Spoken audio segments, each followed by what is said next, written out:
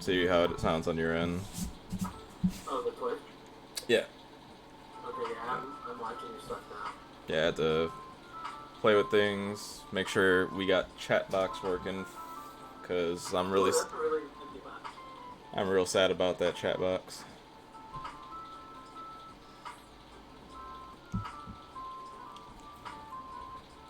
I'm low. You're low? Yes. I don't know how to fix that.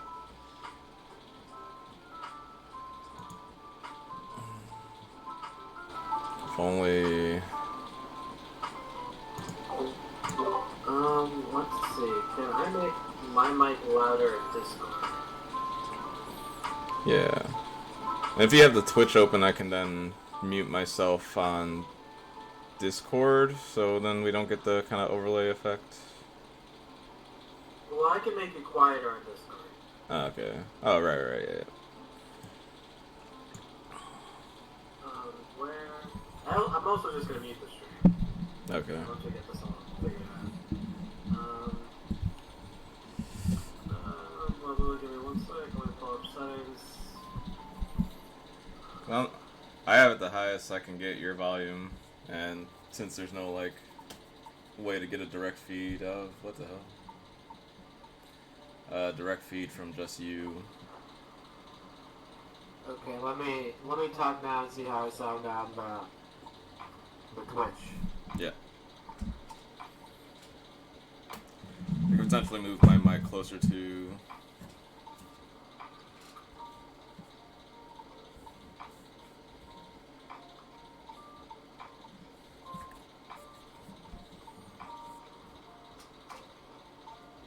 I think that's the best it's gonna be. So let's see. Tell me if it sounds better.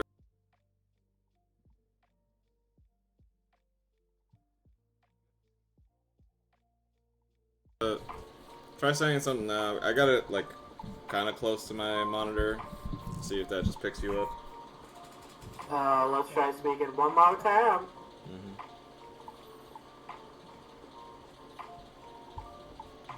Shout out to the three of you watching that kind of have to watch as we put this together.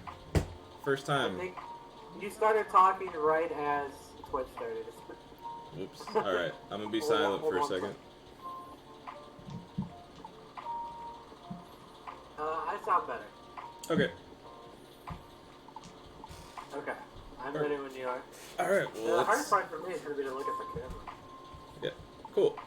Yeah, then I'm ready, you're ready? Let's do it. Awesome. Hello, everyone. For those of you watching, I am Senor Lurgoyf. We got Mistersalinas here. Hi. Both of us played yesterday in the core TCG webcam events. 188 players. I ended up third place with my purple deck. Connor ended up 56th with his black. A strong 56 finish. 56. Not terrible. First event using your limited resources. Still placed, and you put black on the map.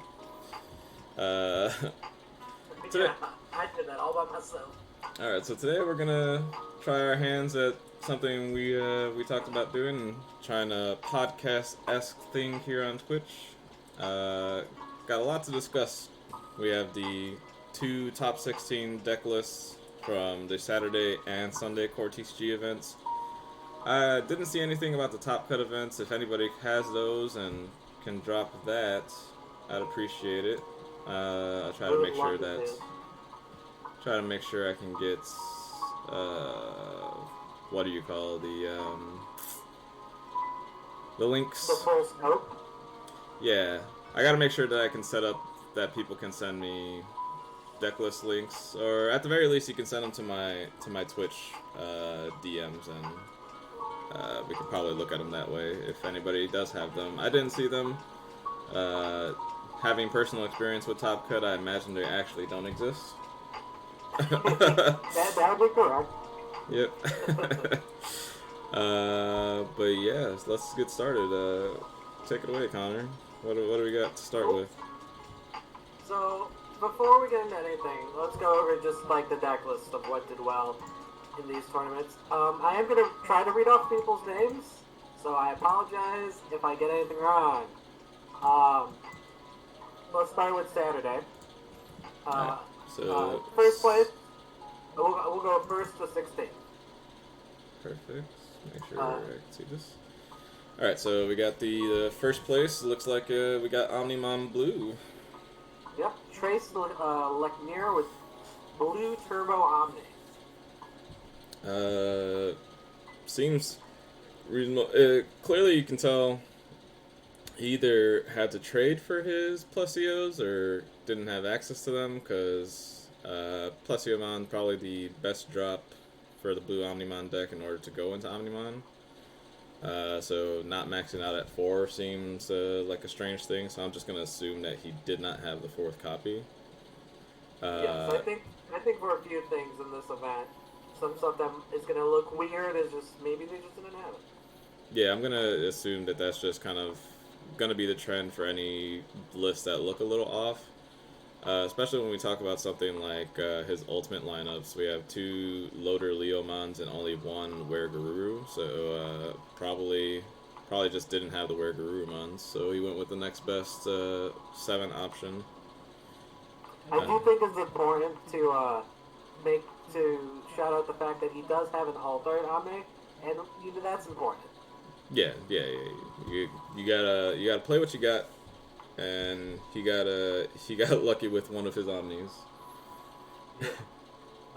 Second place for this event, and then kind of surprising, we'll talk more about this deck later, Simon Wong with Rookie Rush. Yeah, this is...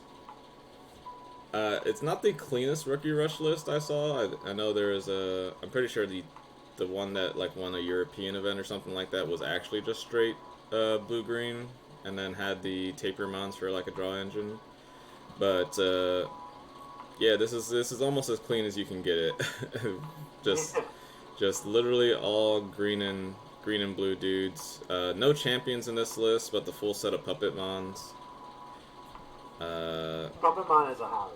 Yeah, it's clearly matters a lot when it gets dropped down, as I can say from experience. Third place, Dylan Strozewski, Red Gallantmon / Omni. Yeah, so look at that, 2 Altar Gallantmon, or I guess just 1, the regular one in the background, because he organized them correctly. But here we go. It's probably another case of play what you have. So I assume the same thing happened here for the Phoenixmon, or he just actually went with the 1 Phoenixmon because he just needed an additional Mega, because he is pretty Mega heavy. I like this deck a lot more than I think other Red Omni lists I've seen. It's a... For numbers' sake, it probably means that like he actually thought about it, because he does have the set of Gaia Forces, so I'm going to assume he did have the 2 red starters. So having access to the full playset of Phoenixmon and only choosing to play the 1 is probably like something he worked out. Like he probably played this deck, made the adjustments, and decided that this was just the lineup that he had. Yeah, Gomez and I were joking that cards like Gaia Force are going to be much harder to find than Omnimon. Just because of how hard it was to get those starters. So. Yeah, those starters were a chore. I'm glad I got mine. Next on the standings is Robin Lee with Purple Control. Yeah, so here we see probably the more generic list. The 2 Biazas, 3 Pied, 3 Lilith. He is playing the Millennium Mons. I know some people choose to not go that route and kind of just go all in on the Lilithmon, and he is teching the Magnetramon. Not necessarily something I would do, but I know people's reasons for it. Yeah, I'm not a huge fan of taking the big yellow dragon. Mm-hmm. Not a huge fan. So my thing is that if you're gonna tech it, I would just max out on the Wizardmons because having the Magnetron plus the Wizardmon then becomes a Retaliate guy, so it becomes an additional Devimon. And Devimon was a house for me all day yesterday. That retaliation matters, especially when it matters. And then only 3 copies of Trump Store too, so that's an interesting choice. Wow. I wonder if I had that conclusion pretty early on in testing, but I didn't go with it, so I wonder what the choice was there. He also plays only 1 copy of Heat Viper, which isn't normally a card that I've seen go to 4 or anything, but No. seeing it at 1's a little surprising. I think it's correct because he is sort of like he's almost maxed out on Lilithmon, so it's like you can buy it back. He has the 3 copies of Matt too, so if he needs it, he will see it. Having had it yesterday, I could see why some people would be playing 1, because I did have moments where I was holding both of them and didn't really have a reason to play them. But it's one of those, when you play it, it feels really good. Cool. So 5th place now, we got Vincent Beek with the Red Omni. That won't be the last time we hear the words Red or Omni, by the way. Even for Sunday? Or just for the Saturday stuff? Oh, it's the most popular deck of the weekend. Cool. So this one is very clean. Just he's not messing around. This is just 4, 4, 4, 4, 4 with a couple of decisions in the ultimate slot, but everything else seems to be maxed where it needs to be maxed. Yeah, I just played the most aggressive cards and put them in a deck. Yeah, I guess the only kind of like techie sort of thing is that he has an additional Volcanodramon over the 4th Phoenixmon. I assume he just really was worried about Rookie Rush. A fair concern, considering it's the first week of the competitive scene. Mm-hmm. Next we have Ian Henry, who came in 6th place with Purple Control. Mm-hmm. Let's see. So this list again, almost identical to the previous one, except we have we replace a Lilithmon and a Millenniummon for Volcanodramon, and then he found the space he cut a mat for a Trump Sword, and then he also has a Heat Viper in there. I'm not sure where that cut came from, but yeah, this is almost closer to the list I played yesterday. And yeah, I had the same consideration for the Volcanodramon slot. I played a lot around the tech mega, so Magnetron, Volcanodramon, Machine Dramon. I think you can't go wrong with any of those choices. It really just comes down to preference and playstyle. Cool. Next we got Mario Valenzuela with Red Omni. Alright, so interesting thing here, he's got the playset of the rare Gabumon, the one that when you on play draw a card. Oh wow, that's actually pretty neat. Yeah, so it looks like this was a consideration of just like, how do you out Rookie Rush, and I think that was the consideration there. It's also probably not the worst thing against purple, because you can go, when they're trying to control your stuff, you just really need to make sure that everything you do has like some type of floating effect. So you want to make sure that you're evolving, drawing cards, and making sure that you're not investing all in one Digimon. So your turn 1 play going like evolve Rookie, play Gabu, pass. Kind of spreads your options out a little bit. The only thing is that that Gabu is a Gabumon forever, and you have to pay the 3 memory for it. So wonder how that felt for them, if they made any changes after that, because I'm really interested in something like that, because like this is like the Yu-Gi-Oh! Upstart Goblin type logic. He's playing a 46 card deck. Yeah, 46 card deck. He's 46 cards. Sweet. Next is Jose Ordaz. I'm so sorry. With another Rookie Rush deck. The second one, I'm assuming. Yep, another Rookie Rush deck. He's playing the yellow Sukaimon, which is the 2-drop yellow guy.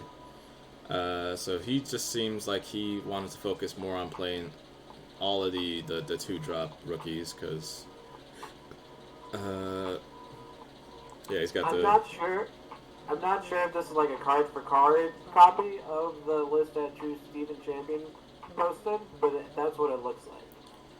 Yeah, it looks pretty close. I'm not sure if that original list he posted had Gorillamons.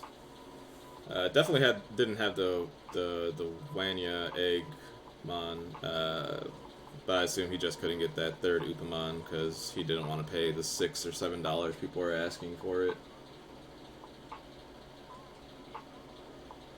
Cool. So the next list we got is Garrett Schroeder with Red Turbo Omni. Let's see what we got with his list. Yeah, his rookies kind of just look like rookies. Consistent. We have the Secret Rare Metal Greymon. Ooh. And the starter deck War Greymon? That's interesting choices. I think that is the starter deck one. That is the starter deck one. That's the one that has security attack +2 or something like that by itself. Yes. Yeah.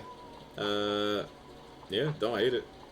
I bet he if he like stuck that out of nowhere, he probably took like 4 or 5 securities with that one swing. The next list we have 10th place Ali Ansari with Blue Turbo Omni. The interesting thing about this one is we have he clearly didn't get his set of Omnimons, but he didn't let that hinder himself. He made sure he could still play.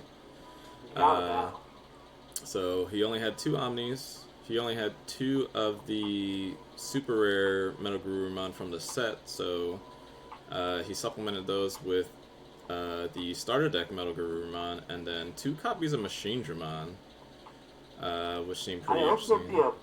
Is that a Puppetmon? Yeah, there's a Puppetmon in there, 2 Volcanodramons too, and then 2 Coyote's Breath. That's the blue 7-mana removal spell. That one, it bounces a Digimon to hand and then discards all of the Digivolution sources. That got played against me a couple times this weekend. This deck is sick. I'm a big fan. Mm-hmm. Yeah, this deck is just, I love it when, like, especially for this weekend, you just don't have the cards you gotta make do. Look at this deck. This deck is sweet. Mm-hmm. Yeah, he tried to play, it looks like he tried to play a little bit of the Gabumon, Were Gurumon line. But yeah, this is play what you got. He had basically the shell. He was just missing kind of the SRs, but he filled in the gaps and clearly worked out for him. After Ali, we have Alexander Tash with Purple Control. Another guy who decided that the tech slot was best utilized on Volcanodramon for the Rookie Rush match. Everything else here is just a clean, straightforward list. Actually, hold on. Nope. Yep. Okay. Yeah. Everything here looks pretty clean cut. The only other person playing the triple Bialzmon, besides myself. Apologies. Oh. I might be missing something. This deck doesn't play Lilithmon. Yep, that is what I missed there. Yeah, I was about to say this deck is not playing a single copy of Lilithmon. So I wonder if that's what he ended up doing, was playing a Bialza and a Volcanodramon because he just didn't have them, or if that was just a conscious choice that I know some people, myself included, have kind of doubted Lilithmon, and it's like, when you have her, sometimes it feels like you don't need to have her with the purple advantage if you're just playing like the value list like this, where you're more concerned with kind of 1-for-1 your opponent until they run out of cards. Yeah. From what I've seen and everyone discussing purple, Lilithmon is definitely the card that people talk about the most, whether or not it's worth being in the deck, or if it's good enough or not good enough. It definitely feels like this isn't the Lilithmon deck. there definitely is like the quad Lilithmon list, but that requires you to play like Back for Revenge and Darkness Claw, like more option heavy list. But then you wouldn't play things like Biazmon. You definitely wouldn't play Millenniumon at that point. It would just be you going all in on Lilith. Next, we got in 12th place, Kevin Tavares with Purple Spam. So this one is pretty heavy on the rookies, it looks like. Playing the Memory Gain Tsukaimon in purple. Playing additional copies of Myotismon. What do we got? We got 0 Biazmon, like I said here, and the one Millenniumon, and then tech spots for Puppetmon and Magnesiumon. This seems to be kind of the deck that you were just describing, how this deck is playing 2 Lilithmon, it's got a Back for Revenge. Mm-hmm. Yeah, so I would assume that if they could make sure they had the 3rd and 4th copies of Lilith, that would just replace those tech slots of the Puppet and the Magna. I also assume that if they had the quad Lilith, that they would have cut the Millenniumon for a Darkness Claw. Just because the Lilithmon Darkness Claw play is pretty powerful. Sick. So next we got the last purple deck of this event, Joshua Stallworth with Purple Control. So this is my round 3 opponent from yesterday. Fun fact: he messaged me his disappointment for my finals unfortunateness, where I got my game lost and then ended up losing in time. Because he ended up getting 8th place, I assume, on Breakers, and we both think if I would have won the whole tournament, he would have snuck into top 16, making the double. So I stopped him from double topping. That's not me. We were all disappointed. Yeah. But this one, so hold on, I do want to focus on this because this is again a different variation of purple. Yesterday I thought we were, yeah, only playing one Impmon. He only has the one Biazza, makes sense. And another reason why he's probably only playing the one Impmon is because this is actually a Metal Garurumon purple deck. And Metal Garurumon is when it attacks, you can revive one of your level 3 purple guys. So I didn't realize this playing yesterday because I think in both games we played, he just stuck the Metal Garurumon once and kind of never used it again. So I didn't realize that this was a Metal Garurumon focused purple list. But super cool. 4 copies of Matt too. Wow, that's aggressive. No Lilithmons? Yeah, no Lilithmons. Just went with the Metal Garurumons. Probably why he went 4 Mats too. But super fun guy. The next 2 decks are both black. The first deck is Russell Perry. So this one, I believe, has your almost exact rookie lineup. It's right? a little small. So it's 4 Toy Agu, 4 Higuru, 4 Gatsu, and a 1 Kira. Yeah, that's the exact thing. It's no. probably based off the list that I got. Yep. It looks pretty close to that, because then we have the 1 black Metal Greymon, or War Greymon. He has triple Millenniumon, 2 Machine Dramon, 2 Volcanodramon, 3 ties. Yeah, so it looks like that's pretty close, where you have the Metal Edda, you had the what did you have in place of the I had Metalimon. You had the 6 Infinity Cannon. That was it. I added an Infinity Cannon as well. Mm-hmm. Next we have Zach Waldron, also playing. Let's see. Little glary, but the middle glare cards are 3 Millennium, 4 Numa. It looks like. I think this is actually just a card for card the same list. I wouldn't be surprised. People tend to like PPG deck lists. Nah, yeah, this is 100% card for card, the exact same.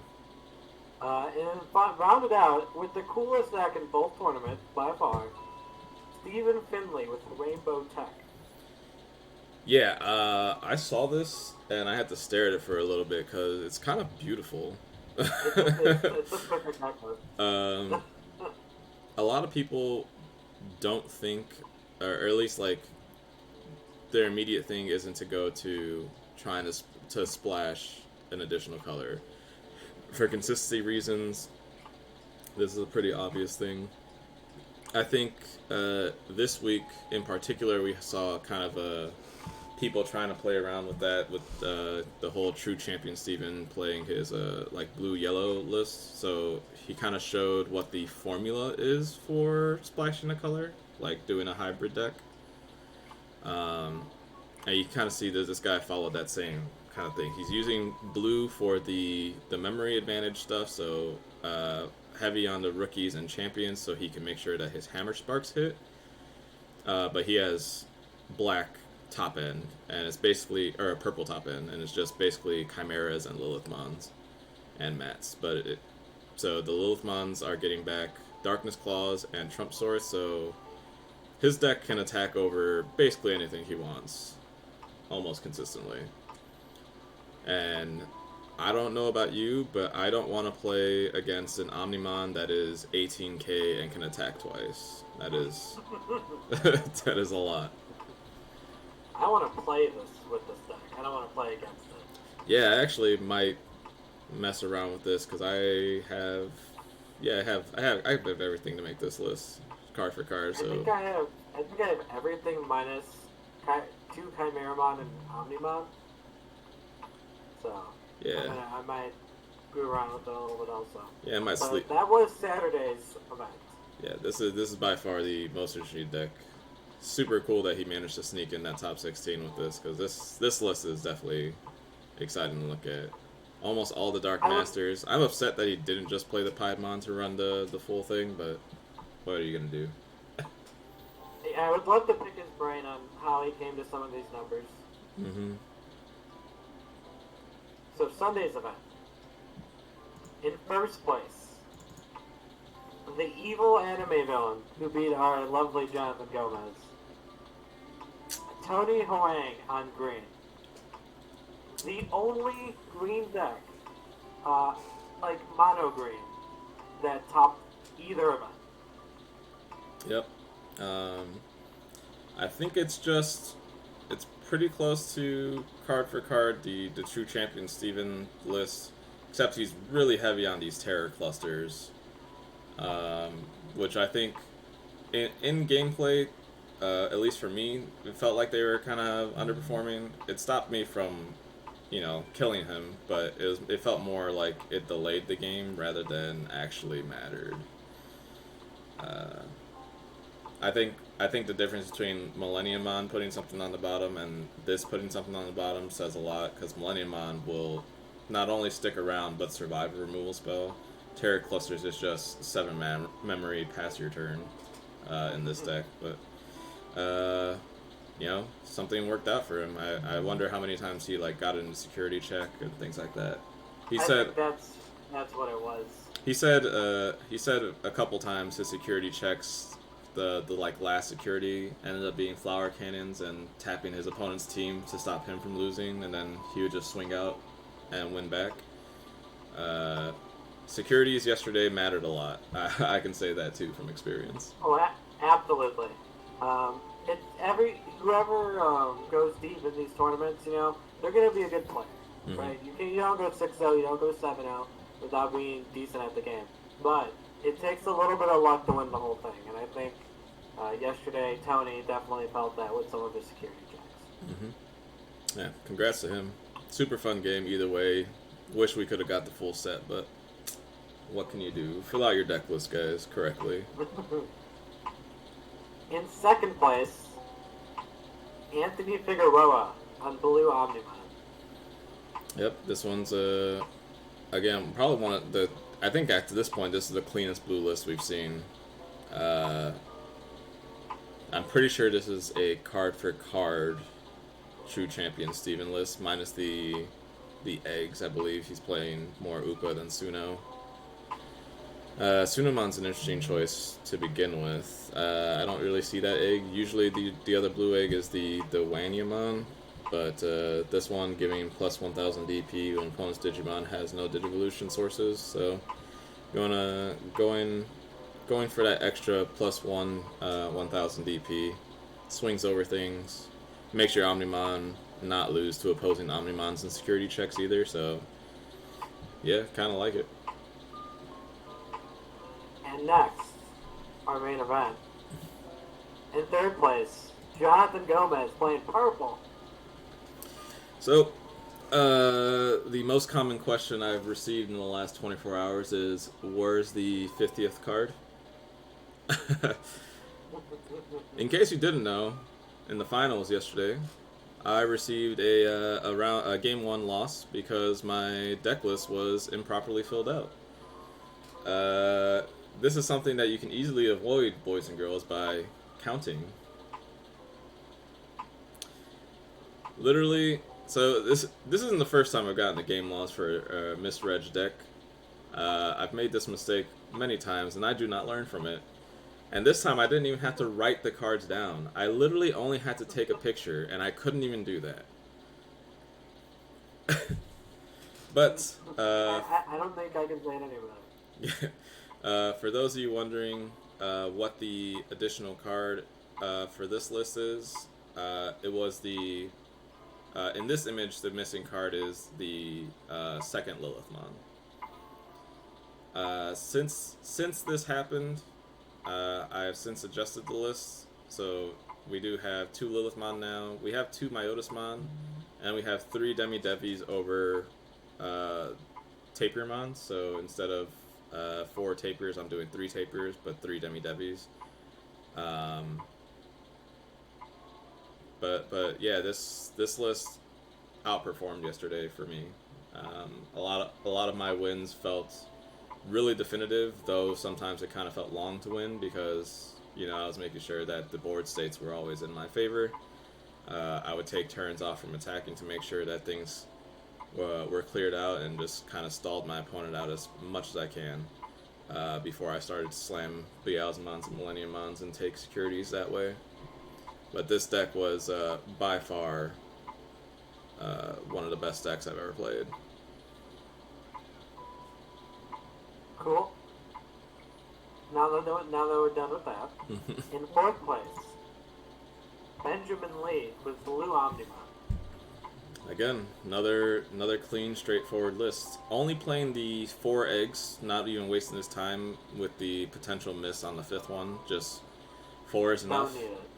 A lot of people, I think, went with that kind of mentality where rather than play the risk of your first or second eggs being the incorrect one, just play the 4 for consistency's sake and make sure you hit the ones you want to hit. You have to be real confident in your deck, I think, to be able to do that. Yeah, the advantage of flipping an egg to evolve into a rookie seems better for me, which is why I definitely play the bad purple egg in Yaman. But, you know, felt he didn't need it. Instead, we got a 1 copy of the rare Gabumon in there for Draw Engine. We also have almost a full set of the super rare Zudomon, which on play draw 2 for 7. So he clearly wasn't worried about getting cards in his hand. And I do want to point out what helps make that work is that he is playing a single copy of Kaiser Nail. And Kaiser Nail, if you don't know, the main effect is you can take a Digivolution source from under one of your Digimons and put it into play. And then the on-plays do trigger. So he can go Zudomon into Plesiomon, and then Kaiser Nail the Zudomon out from Plesiomon, and then draw 2 cards.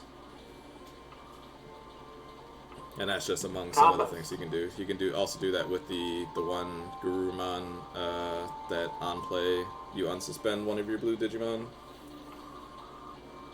Yeah, Kaiser Nail's a card I want to kind of diddle around with because I think that card's pretty good. Cool. Next we have 5th place, Joseph Forth with the Red Omnimon. This is the cleanest list so far. I think this is just straightforward. The only thing that he's doing here that's a little off to me is that he's playing 4 Grandramon over 4 Metal Tyranno. I guess he just wants the consistency of the 2 evolutions rather than the 10k power. But besides that, this is clean. Got 4 copies of Volcanodramon and 4 copies of Phoenixmon. Yeah, he's just trying to climb that ladder to Omnimon as efficiently as he can. Yep.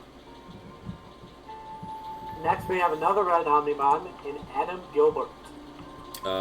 This is my 6th round opponent. The only game I lost to Omni Red was this guy, and again, consistent, just playing. I think it's the exact same list. He's playing 1 less Volcanodramon, but besides that, this is almost card for card the same list. Cool. Next, we have 7th place, Steven Rodriguez, also known as True Champion Steven, with yellow. Yeah, so this is the secret deck he was talking about all week that he was going to play, and it sounds like he had a good time both events. I think he did also top 16 or top 8 the top cut event the day prior. Yeah. So yeah, he said though the deck is kind of slow to start, you're just trying to get to the mid to late games, and then once you make it to that point, you just start snowballing the advantage. Your Kentaurus Mons kind of get you to places that you couldn't be before, and that other places can't really go. Kentaurus Mon being an on Digivolution fog, basically, really slows things down for people. And then you have Slash Angemon just deleting Digimons that minus 8k ability. I feel like when we were kind of talking about this deck, because this was the deck I was initially going to play, this was kind of the idea that I had in mind, where you're kind of using your middle game to just kill things as you see fit, and then just, boom, here's a big dumb idiot, how are you going to deal with it? Oh, by the way, here's a minus 10,000 because 7 heavens in my security check, you know? Yep. Mistymon, probably the second best level 7 after Chimeramon. It's like right there. That card is pretty good too. Cool. So next we have 8th place, Gordy Bolin with Rookie Rush. Earlier I talked about the Rookie Rush deck that looked the cleanest, and this one's the straight cleanest. It's just blue and green cards, no diddling around with the yellow and purple guys. He's making sure that he can evolve his eggs. If he's not evolving his eggs, he's playing just kind of low-costed, thick boys. And then he's got the set of Puppet Mons in there too. And then he does have the champions, including 2 copies of the blue blocker. Even in an aggressive deck, you gotta play a blocker. I like it. Yep. Which I'm actually interested in that, because there is a blue rookie blocker. So the decision for picking the 6k blocker over the rookie, I would be interested in knowing why they went that route. In 9th place, we have Jonathan Glace with Blue Omnimon. This one, pretty straightforward. I think this is actually a card for card the true champion list. I can't confirm that, but you got your 4 Plesios, your 4 Omnis. He's teching to 1 Phoenix. I do agree with Blue Omnion players that went with teching to 1 Phoenix Dramon. It's probably better than the 3rd Metal Guru in most cases. It will clear stuff out almost all the time. Worst case scenario, it's an 11k security attack plus 2 that maybe killed 1 guy, or an 11 drop. Not 11k, it's 10k. Potentially kills 1 or 2 guys, and then just security attacks 2. The real big upside on this is if you do get to Rookie Rush, kill it, like basically Regeki their board, you then get to evolve this thing into Omnimon, and then bounce the Volcanodramon back to your hand and just have it again. And the Rookie Rush deck probably just can't win at that point. Cool. So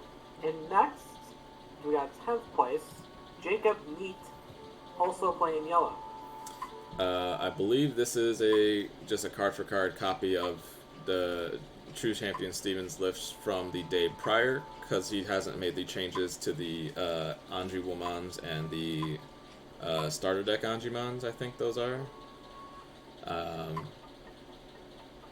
Yeah, he just... Yeah, this looks like a straight copy. Yeah, it's just a straight copy. Cool. And it clearly Next works. we have... Yeah, it's obvious, right? Next we have 11th place Anthony Q with the red Omnimon. Yep, that's a red Omnimon list. 3 copies of the red, Omnimon. I've seen this be the kind of traditional thing for Omnimon players. Blue likes to be on the full playset, but red likes to take down a copy. I assume that's because of memory things. No Hammer Spark. You're gonna play your Omnimons probably a little bit less consistently than the blue deck, but still want to see your Omnimons at the very least. We'll get into this a little bit later with some questions, but as long as it's like a sport Gaia Force, that's all that matters. Yep. I also want to shout out his not like trying to kind of like pretend or whatever. I don't know if you can see the back copy. His third copy of the Omnimon is actually the alt art, and he's put the 2 regulars on top of it. So shout outs to him for not just being like, I got my 1 copy, let me show it off. He knows he doesn't have his 3 copies, so he can't show it off. I respect that. Next, in 12th place, we have Elwin Castellanos, red Omnimon. 4 copies of Omnimon in this list, immediately telling me I'm wrong. So this guy's list is pretty top heavy. He's playing a full 4 copy of the super rare Garudamon with piercing. That card actually is kind of scary because it's inherited. Says if this Digimon is blocked, you draw a card, and it's like, if you have Omnimon over it, your Omnimon's either going to take 2 securities the first time it attacks, or it's going to take a security and draw you a card. It seems like a lot of advantage. I'm a little surprised we didn't see that card more this weekend. That's one of the few cards, but I'm like, where was it? I get it only because it's 3 to evolve, so it's not memory efficient, but like, this is probably the best ultimate to slam in red. I do not think red cares about playing Skull Greymon. Skull Greymon, being on play, destroy a blocker. I don't think you should care about that as red players, because your guys are just so big that like even your champions with either any of the Agumons or a Yokomon or something under it are just going to be bigger than the blockers that potentially there, except I guess Cherrymon, which again shouldn't matter because green shouldn't matter as a consideration for you, because you're going to probably kill them before they can establish a reasonable board presence. So I agree with this guy's decision to just go with the low copy Skull Greymons, almost cutting it entirely, just playing the 1 copy and playing the Garudamons in their place for the advantage.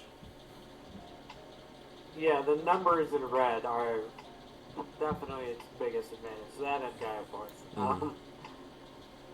In 13th place, we got Tyler Beach with Rookie Rush. Rookie Rush, he's playing an additional Mega and Volcanogramon for mirror matches. Playing 2 copies of Frigimon for jamming, which I do like.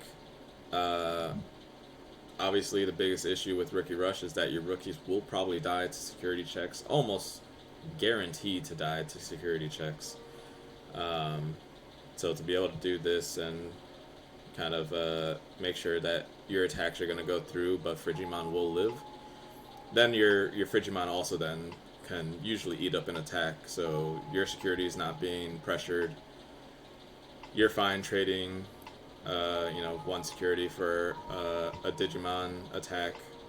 I think Frigimon's probably the choice in champions I would go with. Grizzlymon's Gorillamon's obviously like a good choice there too, but I like the jamming part of Frigimon here. I think this is my favorite Rookie Rush list that we've seen today for that reason. I also like the random addition of the mat. We talked about this a little bit yesterday, but if you're playing a strategy, especially like this, because that mat is going to guarantee that he plays at least 2 rookies every turn, if not 3. Um, and like the ability almost doesn't matter at that point. You just want to make sure you have the memory and not get choked out at 1 by some decks. And I think that's something that just having a single tamer is so good at, especially the way this game works. Um, it's not there's no way you can't see the tamer. If it's in your deck, you can draw it. If it's any security, it'll come into play. So you lose nothing by having that additional tamer, just to make sure that you have that way to get out of memory choke situations. I think it would, on paper, it's counterproductive to play something like a tamer in an aggro deck, but being able to play, like you said, 2 rookies in 1 turn is invaluable. Real quick before we continue, I just want to say shout out to Cubs United 77 and Raffle Tor Koti. Thanks for the follows. Appreciate it. Thanks, guys. Thanks for watching. Yeah. If you have any questions, feel free to leave them in the chat. We'll get to them by the end of it, I promise. Oh, absolutely. We've anybody who's watching, we're currently going over this Sunday top 16 list. We're on the 13th deck, so we're almost done, and then we'll get into kind of more discussion-y portions. So if you have questions, please let us know, and we can talk about it. If you top 16 any of these events and want to talk about your list, we'd also love to do that. I'd love to get the players' perspectives on their deck lists and deck choices and reasonings for why they have the numbers they have. Absolutely. I couldn't agree with you more on that. In 14th, we have the hardest name of this event, Joshua Thaddeus Nedith. I'm so sorry. Will you forgive me? It's Red Omnimon, people. Red Omnimon. I believe I also played this guy too. Can't remember. All the decks look the same, so he does have 1 Gallimon. Yep.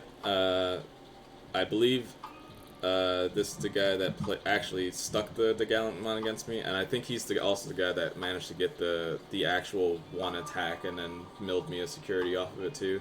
That card is scary, man. Especially if you're a purple player. It's one of those things. I definitely think these Red Omnimon lists need to be a little bit more diverse in their threats. Yeah, if only because that like shock value is probably worth so much, because I can spend the whole game playing around things all I want, and if you get into a situation where you get to untap with just a random ultimate in play, and then you get to Gallantmon me, or the heck that could come out of nowhere, and Gallantmon. Better than security attack +1 if you have that 10 in your trash. Like the fact that you don't actually check the security card matters so much. Yep, Gallantmon is usually just a tech for purple, but it's not like it doesn't do anything against other colors. All you have to do is make sure they have 10 cards in their trash pile, which your Gaia Forces will probably end up doing. Security checks will probably end up doing too. So in the late game, as long as you're just not just slamming down the Gallantmons and kind of holding on to him whenever you can, I think Gallantmon can kind of take people out of nowhere. Cool. In 15th place, we got Sean Stronger with Blue Omnimon. Yeah, we got the 5 eggs here, a single copy of Matt's, double Metal Seadramon instead of just the 1. Yeah, that's a pretty straightforward list. Cool, and last but not least, we have Fabian Franco in 16th place with purple. And now we see it, the quad Lilithmon purple list, and this is the list that there's no question in my mind. This is a Lilithmon deck, and this is like you don't wanna stray from it. You're not trying to do anything else cute. You're trying to play your Lilithmons and your Piedmons with your rookies and get advantage as your options and all that stuff. Like, this is just value in its purest form. He's got the 4 copies of Myotis to make sure that his Lilithmons can come out. Like, this is Lilithmon kind of plays out like purple Omnimon. If that's kind of weird to say. Is that You're just trying to climb that ladder, stick your Lilithmon, and then just out advantage your opponent with the memory gain of Lilithmon and playing things like Darkness Claw. Like Darkness Claw is like probably the one of the best buff spells because of Lilithmon's ability alone. Whereas like I don't like Hornbuster in green, but I love Darkness Claw in purple, and they're the exact same card. Shout out to the fact that he has 3 alternate Archivemon, by the way. Yeah, I'm really jealous about that. I only got the one. So before we get into the breakdowns of all the decks, I want to say thanks to Yamni Lopez. She was the one who was able to get all of these pictures into one cohesive place. So that was a big help. Thank you for that. And I would also like to thank all of the staff who was a part of these 2 events and the top 10 events. Why not? Let's show them some love too. Yeah, the event was so well ran. It was mind-boggling. Yeah, I don't know if how many people can speak to this from this game. I don't know how many people are like newer to like competitive scene gameplay or competitive events, things like that. But it's hard enough to run an event of this size physically. I could not fathom the logistical issues that can go wrong with trying to run a webcam event, especially with nearly 200 players. And these guys ran it not only as smooth as I've ever had, like one of the smoothest events I've ever played, but they also did it back-to-back days. So it's not like they got lucky or something. They showed that they have the consistency and they know that how their events are supposed to run, and it was by far one of the smoothest events I had. And I can tell you from experience that those TOs who ran those events were up every hour both days. They probably got 2 hours sleep maybe. So shout out to them. They did a great job. Yeah, that was a fantastic event. So in terms of the standings breakdown, we had 1 green deck, 7 purple decks, 4 Rookie Rush, 2 yellow, 6 blue Omnimon, 8 red Omnimon, and that's just Omnimon. That's not even including the 1 red Gallantmon / Omnimon deck. Mm-hmm. There was 1 rainbow, which had a blue-purple base, and then 2 black decks. So a lot of Omnimon this weekend. Pretty much 15 of the decks, nearly half the field on Omnimon. Yeah, Omnimon. Omnimon by far the clear choice for set 1.0. If you have them, you should play them, unless you feel confident trying your hand at other things. I think we talked about this where we said this before the event, where Omnimon is the deck you play if you want to get your invite. Just a kind of like a precursor for you guys. We do or like have dabbled in Yu-Gi-Oh. We used to be Yu-Gi-Oh guys, kind of like originally. So we speak a lot in Yu-Gi-Oh terms. So when we think of decks that are just meant for consistency, for one of those things where anybody can pick up and do well with, I think Omnimon is that type of deck for this game.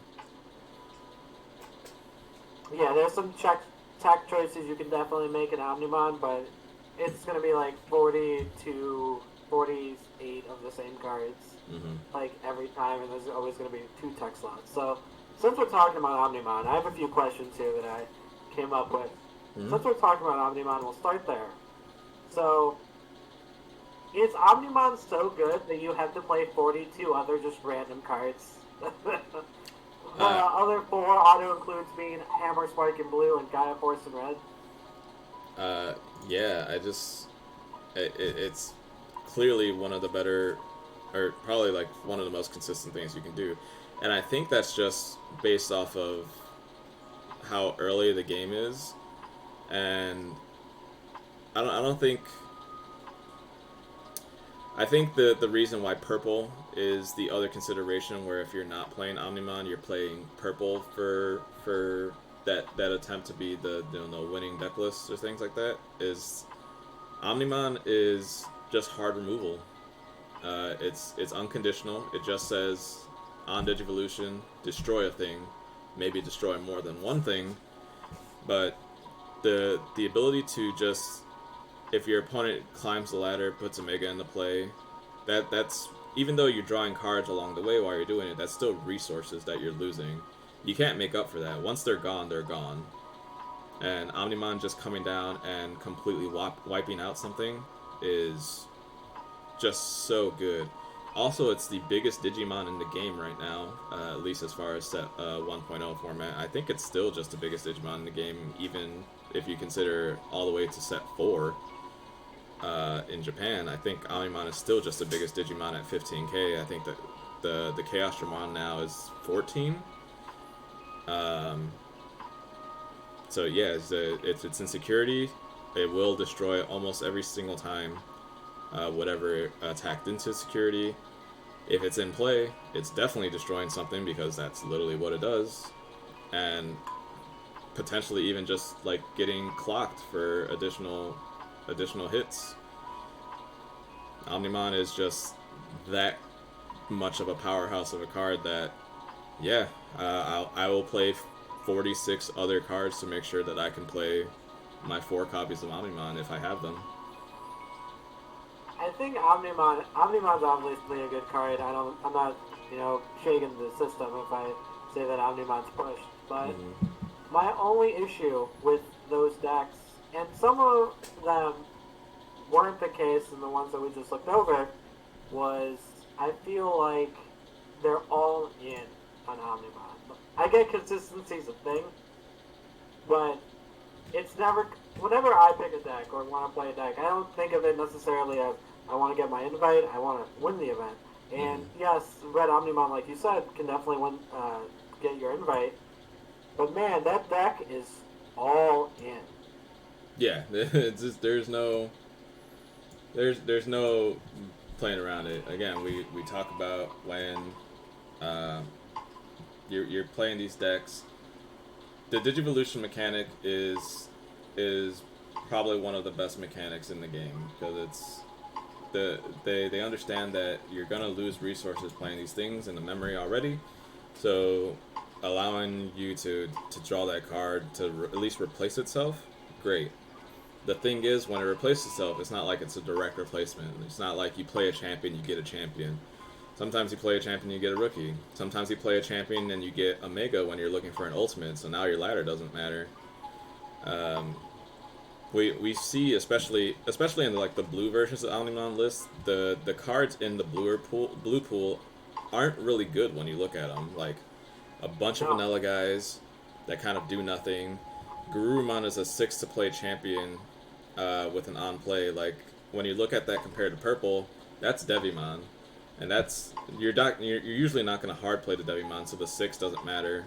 So you're just evolving for 2, but that Garurumon doesn't trigger if it's not a play effect. So if you're also not playing the Metal Garurumon to go with the regular Garurumon, that Garurumon might as well be a vanilla too.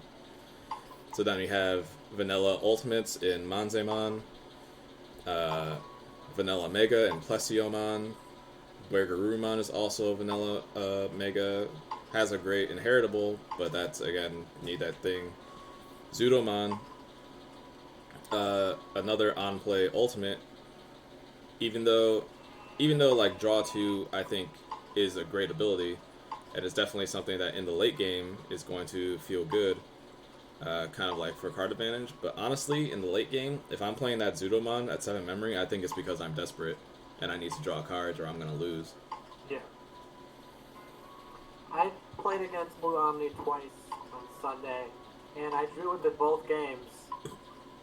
And my general thought when I was playing against it is, if you're not playing Omni, you're kind of just like not doing anything. Like you're just clogging the board. You're making it a little harder, but you're just there. And Yeah. so, yeah. my next question. Mm-hmm. Oh, do you want to finish your thought?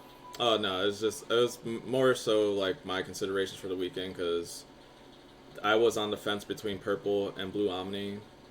I know even just playing like a test game with my girlfriend, just kind of like see what hands looked like. I made far too many misplays on the blue Omni, so I'm not saying that the deck isn't like still it's not brainless. Basically, you still have to think about your lines and what you're doing. But if it's one of those, if you make a mistake, you've made a mistake. You feel it for sure. So, the next question, Mm. and I think the most important question. Green. Really? Yeah. Uh, yeah. The guy came out of nowhere. I would hope to get some type of. I think he actually did. Somebody profiled him, or he profiled himself at least. So there is a video you can watch at the very least. I might pull that up and link it into the chat so everybody can kind of see that. Um, but having played and talked with him, it sounded like he was one of those guys that, like me, just got really good security checks. Oh, I guess not. If anybody has that, please feel free to send it because I'm pretty sure he did post it. But it sounds like he had really good security checks in his flower cans, be it in there. Uh, the amount of terror clusters he's playing also mattered. I don't like his list for the terror clusters thing, especially because he's playing Izzy, so his terror clusters are just going to be a little inconsistent, or his Izzy's are going to be inconsistent because it's the terror clusters. Because you can't add option cards, only Digimons. But yeah, he played a Rosemon control list. And he took advantage of Bandai saying that Rosemon ruling is completely incorrect, um, and he got there. Nothing much to say about that. He did it.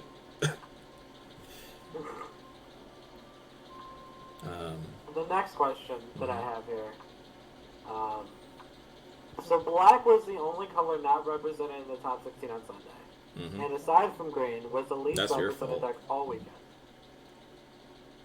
Is it just not good enough yet, or are people just not giving it a chance? I think prior to the PPG locals where that guy won out, and then kind of started that trend, which we obviously see when we look at Saturday for the two black deck lists because they are literally just card for card that list. I think it's more so that people probably don't respect it in the sense that you think that black probably got really shafted. I honestly think that green is the color that got shafted in set 1.0 the most. A lot of kind of green top ends got kind of cut out from under them. But I think the black issue is that people just read it and they read blockers and lose two memories to attack, so you think you have no way of winning. But like High Andromon's the exact same thing as Titamon. It's the exact same thing as Phoenixmon, exact same thing as Plesiomon. They're literally the exact same card. It's just black. So. And Wargreymon and Andromon, both blockers, both can attack. Yep. Machine Dramon. I honestly think Machine Dramon is one of the better of the Dark Masters, the megas that on play do something. Puppetmon's great, obviously. I think that's one of those guys where you play it because the decks like need you to play it. So for Rookie Rush, it's essentially just a gigantic fog. Like if they could play Kentorismon, like if Kentorismon's on play ability was the fog and not his Digivolution ability, I think Puppetmon would get swapped over for Kentorismon and Rookie Rush decks almost 100% of the time. But Machine Dramon on play de-Digivolve 2 to two different guys, that's strong. Yes. And then obviously going into Millenniumon from that. Millenniumon we saw all weekend, right there with Omnimon. If you can play it, you might as well. Definitely not the most played card compared to Omnimon, but I would say the Millenniumon's definitely as impactful. Yep. As Omnimon for sure. Yeah, I think Black's hindrance is that people aren't aren't willing to get the reps in there and try it out, especially because it is a slower deck. You need to think more about your plays and think about your lines to make sure you're not just tossing your blockers away. And I'll add on to that because I played this deck on Sunday. A few different changes just because I didn't have everything at my disposal. But I went into time 6 rounds of the 7. And some of it was, it's kind of just like a slow format, and maybe there needs to be more time in rounds, which we can talk about after. But this deck clogs up the board, and the comment that I got every game was, "Man, you have so many blockers." It's like, yeah, that's the idea. That's kind of the color. Yeah. So interesting segue, and chat, please feel free to kind of comment on this yourselves if you have an opinion on it of your own. How do we feel about 50-minute best of 3? That's a great question. I think it's probably 10 minutes too short, but I also think we're all new to this game, so maybe it gets faster. Yep. I think 50-minute will be much better in person.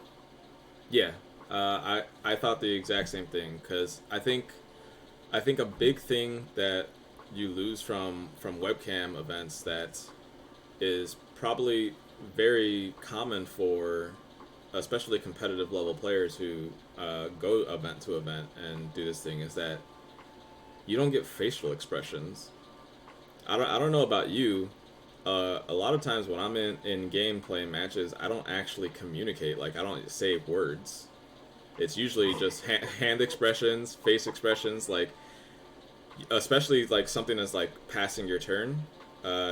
It's usually pretty straightforward. In this game, it's great because once your turn is passed, you know it's passed because you see the memory just move over. That's something like a bold statement. So again, you eliminate communication there. But I think there's communication that you miss doing it through the webcam, especially when you get into situations like you're worried about people cheating. So like, hey, can you take a second to adjust your camera so I can make sure I can see where your hands are, type things. Like I had that happen in one of my games, and we went into time and then almost didn't finish because of that against my purple mirror match. Yeah, there was one of my games too in regards to cheating, and I don't think my opponent was. I want to make that clear, but he was using touch to talk on Discord, and the whole time in my head I'm like, does he have someone behind him, like telling him what he should do? Yeah, that. And in actuality, he had a kid who was kind of loud. But like, those thoughts happen, and so I think that's important. In regards to black, I think the deck's sweet, and I think people should play it. Yeah, black is definitely the spice color where I look at it and on paper it looks like it's not anything special, nothing to call home about it. It just looks like it's going to drag the game out forever because of all the blockers, but eventually the blockers will run dry, right? At least that's the theory. But yeah, and then those blockers become just big attackers that, because you attrition them for so long, you can just beat their face. Yeah. Millenniumon, Hyandramon, those are good cards. That War Greymon is no joke either, being a blocker with reboot so it can attack as well. Like, nuts. Card's nuts. Next question that we have. So, Rookie Rush, we saw it a little bit. 4 decks, 2 from each event. Do you think that the deck was over or underrepresented, or is this like the exact amount that we're going to be seeing going forward? For Rookie Rush? Yeah. I think that's probably the correct numbers. One of those things, especially somebody who's a good aggro player. Yeah, this makes sense. It makes sense as something that can happen. Do I think it's going to win the event every time? No. Can it win the event? Sure. I think it's one of those, especially in, again, we're all at neutral right now. The game still technically hasn't even been released. The amount of people that actually got both reps in, the card pool to make the decks that they need, that's all limiting factors. So when you think about that and you just think about what do I have to do in order to get the most consistent amount of wins? Rookie Rush does that almost every time, and you can do that almost every time out of a single booster box, which everybody that's playing this game has definitely acquired at least one booster box. You would hope. Yeah, I don't think that happened any differently for anybody, especially people that are willing to commit $25 to this event didn't have a single booster box is not something I think it was a line for anybody. I don't think anybody just borrowed a deck to play this event. Spur of the Yeah, moment.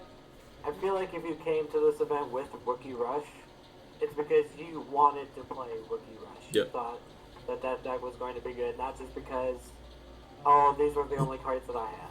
Mm-hmm. Last question that I have here, and then we can get into whatever the chat has. So if chat got any questions, that would be a good time. Gomez, if you have any questions that I haven't touched on, we can talk about that. Last question. Why is purple actually just the best deck? Yeah, I think a lot of people aren't are trying to convince themselves that it's Omnimon. Um, I even struggled with that this week. Like I said, I had the deck choices between the purple deck that I played and playing blue or red Omni. Um, I think again when we talk about consistency, the Omnimon decks are just more consistent than the purple decks. At least early on, they will make sure they climb the ladder. Like, there's no question in my mind that Blue Omni is going to play an ultimate by like turn 2 or 3, and then set up for Plesiomon, Omnimon the following turn. Purple doesn't have that a lot of times, and that's usually because you're gonna cut some number of your rookies to play copies of Night Raid because Night Raid Lilithmon is busted. Night Raid in general is just busted because it's going to reduce the cost of your rookies, making your 3 to play rookies become 2 to play rookies. Like, it always felt much better for the purple player to play Impmon through Night Raid than to play Impmon from hand. That one memory matters. A lot of times, your opponent puts you to like 4 memory to start your turn, and you go Night Raid into Beelzemon. Nuts. But that doesn't always happen. And I think that's the consistency issue Purple kind of deals with. And I think that's where it comes down to, experience. How many game reps have you had? Do you know what your lines are supposed to be? Specifically for me, what mattered with Purple was that I was very familiar with the matchups. I knew what cards needed to get played against what decks. And that's not something that I think people, want to put the time and investment into. And it's not something you can always put the time and investment into, because you can't guarantee that if you log into one of the online testing platforms, that somebody's going to play the deck list you want to play. So you can't guarantee that you're going to have matchup prep against Blue Omni, Red Omni, that thing with Purple, to make sure that you're not only playing the matches, but you're playing the matches correctly. And then you can put all that time testing into the Blue Omni, Red Omni match with Purple, and then you play against Yellow, and you're like, what do I do now? So I think it's the fact that I had the knowledge to play against those kind of decks and kind of know what cards I need to play around and all that stuff. That is why I went with Purple. I assume that's the reason other people went with Purple, outside of just, my card pool dictated me to play Purple. I think if you had the time and the ability to put the reps into it, and you're definitely a consistent player yourself overall, you should be trying to play Purple, because I just think it's the better deck, though it lacks consistency. So, after seeing these 2 events, what do you think, if there was an event tomorrow, Mm-hmm. knowing what we know now about the format, what do you think? Are you still going to be playing Purple? Or is there another deck that you can be like, people might not know about this, people might not be expecting this deck to be as good as it is, I'm going to play this instead. Seeing the meta. I think that question for me is a little kind of weird to answer, and that's only because of my success of yesterday, right? So I know that I can play this purple deck. I know I can play proficiently, and I have the record to prove that. So now it's, well, it depends on like what the event is, but like I think if we were to play, like if they said that next week they were gonna run this back, I probably wouldn't play purple just to try and play something else. Um, if only to see like what else happens in the game when I try to play a different deck, right? Like if I had the ability to also play the Saturday event, I would have, and kind of dicked around, messed around with some. Definitely, not even a question in my mind. The next event, if there's an event like this tomorrow, I'm definitely just sleeving up red green Tyrannomon and seeing what happens, because I am a big fan of those Tyrannomon cards, especially Taiga. I think Taiga's a pretty cool card. But yeah, those guys are big and beefy, and I just want to see like that's the type of aggro deck that like catches my attention. Where like Rookie Rush seems very boring to me and kind of like one note. That Tyrannomon deck seems like super fun, and somebody got top 4 with it yesterday at the Top Cut event. Oh. Mm-hmm. So I for thought you, I thought you were gonna say that Tyrannomon was like your favorite Digimon. no, that's Beelzemon. That's why. That's again. Oh. That was the leading factor as to why I went purple the first time. Was that Beelzemon, Itmon were in the purple line, so it kind of just worked out. But then purple is just 100% the Jonathan Gomez special. Is my graveyard is also my hand, but then my hand is the size of my deck. Like I have all the options in the world where this game doesn't play with sideboards. So the ability to have options and consistency against things, like whenever I play purple and I get us to like turn 3 or 4 and the board is just clear except I have 12 cards in hand to your 6, I feel like I can't lose half the time. That's one thing that we can touch on also is whether or not that side decks should be included in this game at some point. Mm-hmm. I get why people really enjoy side decks. I've always really enjoyed when I play Pokemon that I have to think about maybe I should try and put 1 or 2 cards in my deck Mm-hmm. as kind of tech choices, so I just have like a heater against this matchup, and yeah, the other matchups I just maybe discard it. Mm-hmm. What are your I thoughts on that? I agree. Having is one of those things like going into it, I wasn't sure. I know there was things I wanted to like. We talked about the tech slot in purple, the like single mega kind of play around room where you can either play Volcanogramon or Magnetramon or another Beelzemon or whatever. Um, Side decking, if that's the consideration for side decking, where I can have like a 10 card side deck with the ability to like make some flex spots or like change over and put like a Chumon in my deck against like blue. Um, I think that would have been what I wanted for something like a side deck, is those kind of tech cards and have them at my disposal. The problem with that is every single side deck would look exactly the same. I think it would be the exact same 10 cards all across the board, and that means the side deck doesn't really matter. I think this is exactly like Pokemon in the sense that if you want to be doing those things, you need to do it at the cost of your 60. Uh, in this case, your 50. But just like Pokemon, you cycle through your deck pretty quickly. You're gonna see your cards all the time, so that's another problem with side decking in this game, is that you will just see your side deck cards, and if my side deck's better than your side deck, you just get blown out. If I came to the event more prepared with my extra 10 cards, it's gonna be an easy event. when I have to sacrifice the consistency of my main deck to play those cards, it makes those choices kind of more significant, especially when they work, right? Like if I play the Magnetron or I play the Volcanodramon in my purple deck, it doesn't matter if they didn't have any impact on the game. But if they had impact on the game, it needs to have been significant. And if it's significant, it would have been significant. Like, it's going to feel significant.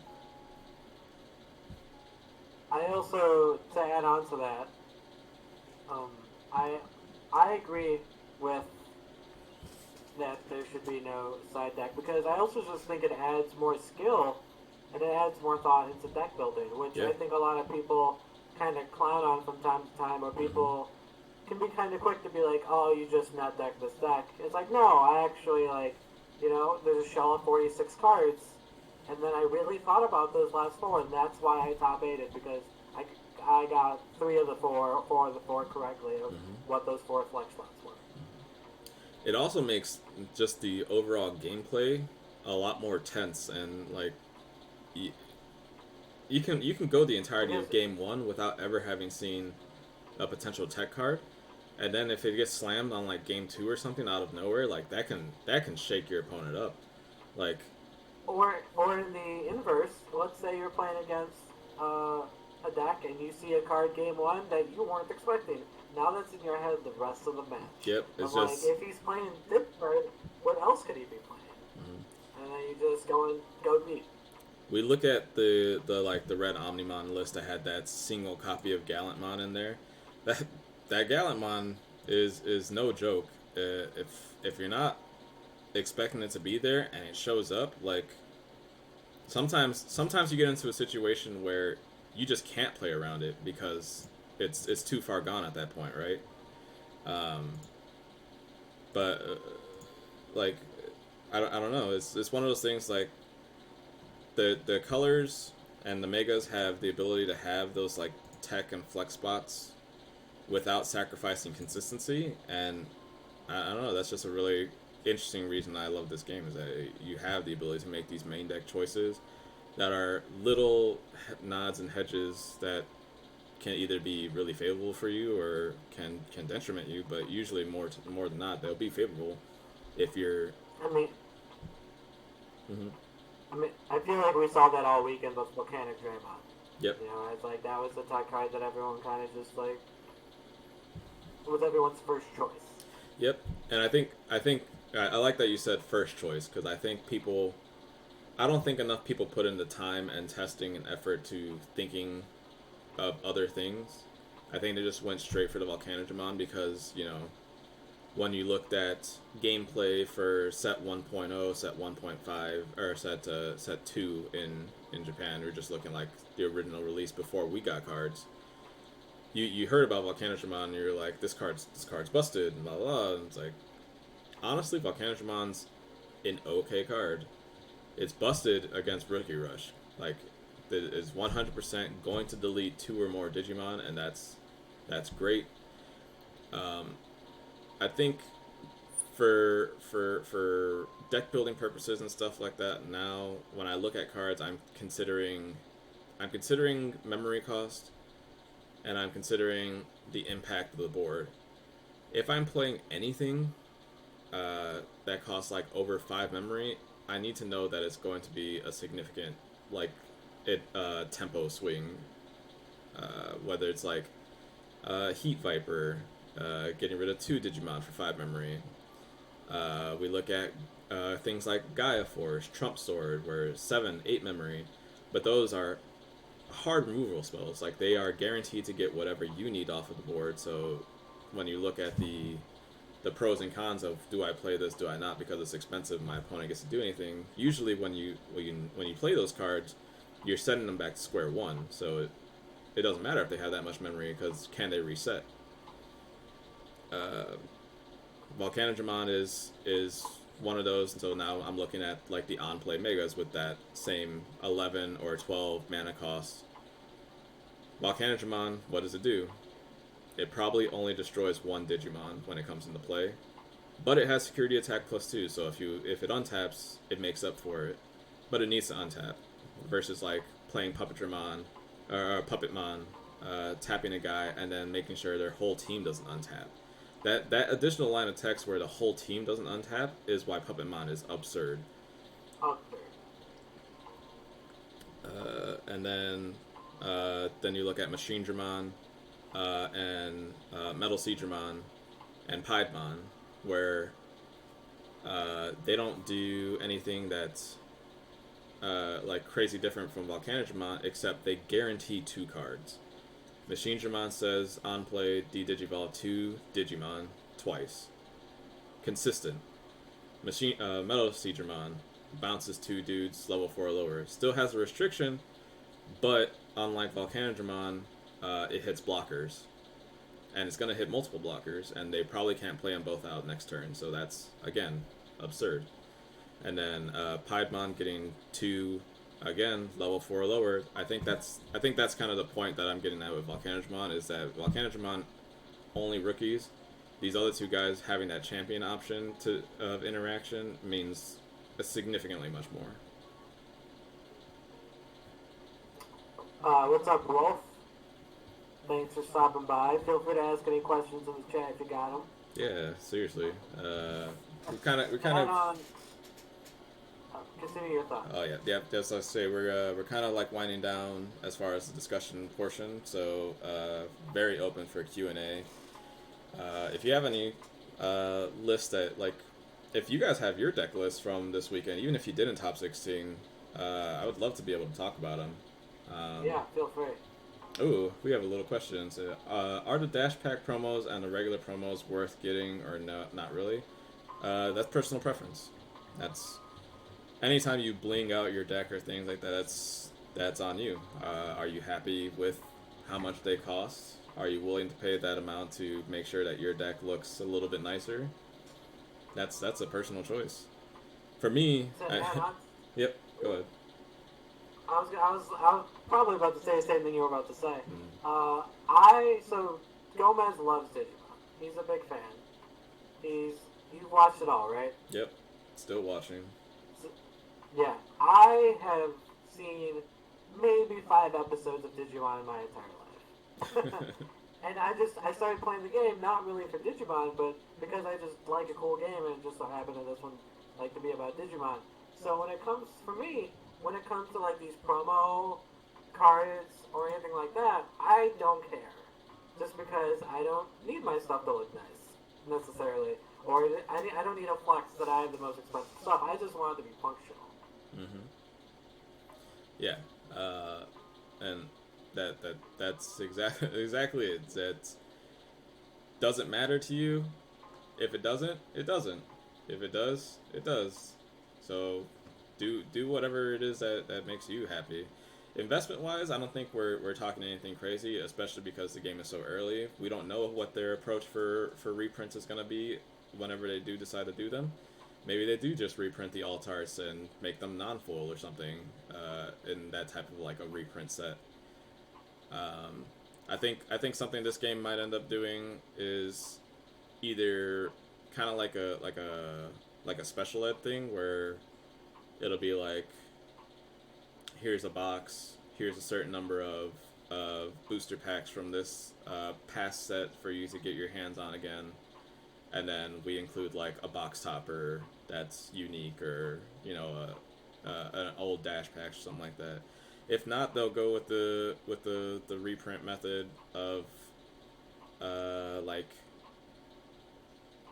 a legendary collection from Yu-Gi-Oh. So like a curated set where they might adjust things to be foil or not foil, or it really we'll just have to see what happens in that end. But if you're happy with making those purchases for the alt arts, or you just happen to have them, use them.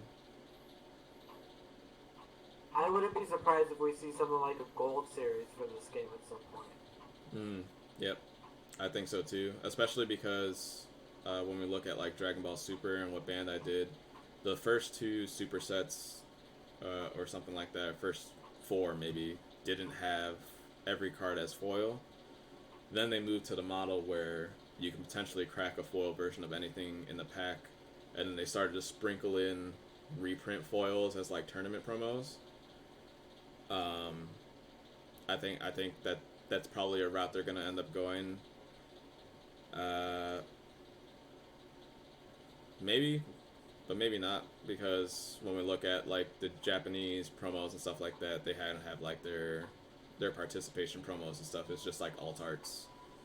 Um, yeah, I don't know.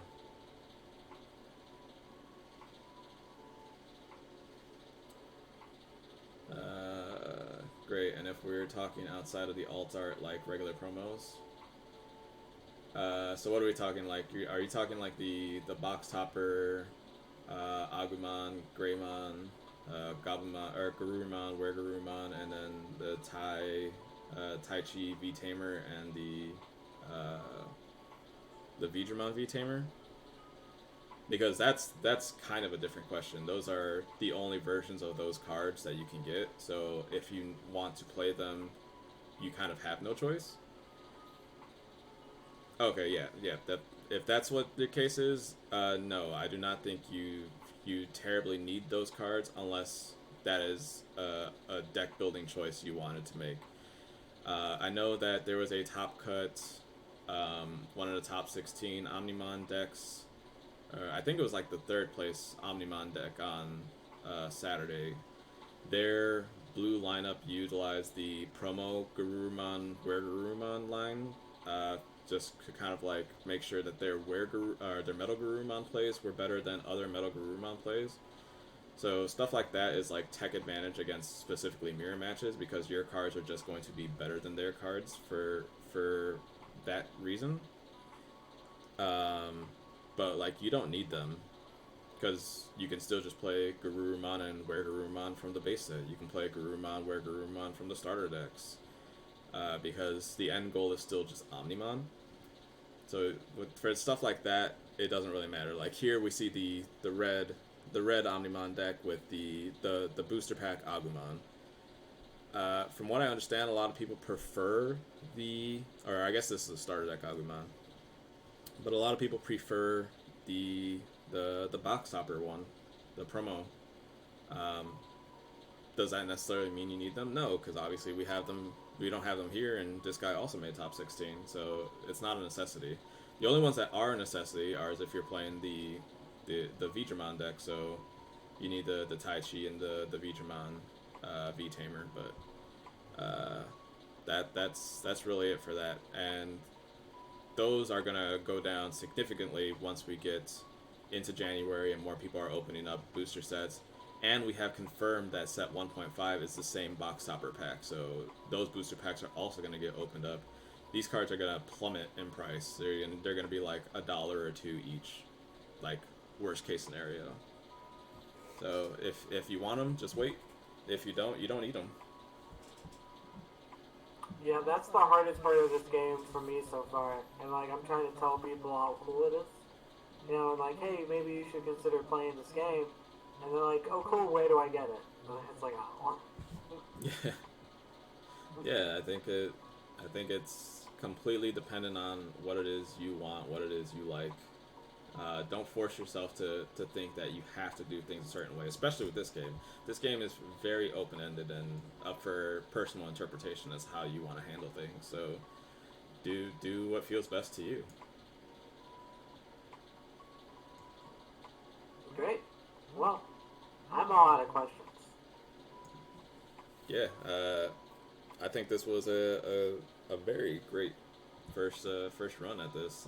I love that format. I appreciate you coming with the questions like that, especially on what, like a day's notice and thought. So I had a lot of fun doing this. I had a lot of fun doing this. How about you? I can't wait for the next one. Yeah, let's try and make this a consistent thing. I hope everybody listening had a good time. I hope we gave you some kind of insights or anything like that. I hope we didn't come off like idiots or asshats either. So I hope we're giving you. But if you do think that we came off that way, let us know. Please, we're having a good time. We're enjoying this. This was by far one of the quickest 90 minutes. What do we say? Say I'm waiting on my cards. Did had a chance to play yet. I've got one of each starter, one box coming. So you haven't gotten a chance to play yet. Yeah. Well, man. Oh, well, You're gonna have a great You, time. the fact that you have one of each starter is already a lot of the battle. I'm gonna be honest with you. Yeah, that's great, especially if you didn't pay the ridiculous markup that some people are asking for on these groups. Um, I understand trying to like hustle and take advantage of the market, but like I also understand that you need to price things to sell. Do I think you can get I'm, $30? Yes. Should you get? I, I'm one of the few people who, like, I won't get mad at people for scalping stuff like PS5s. I'm one of those people. Mm-hmm. But I do think you have to look at it in some case a little differently, where you want people to play this game. Mm-hmm. And so scalping right now is a short-term victory, but it's counterproductive. Yeah. Why not just be the guy who has stuff all the time and make this game last a little bit more? Because like a year from now, everyone's playing the game or whatever. Yeah, maybe you could be a little more aggressive on your prices then, because at that point you're already the guy. But you gotta be the guy before you act like the guy. And so. Yeah. I love that you say that like this game is new, and the goal right now is just to get people playing, at least people talking about it. But if the thing they're Yeah. talking about is that people are trying to sell off starter decks for $50 because nobody can get them, why would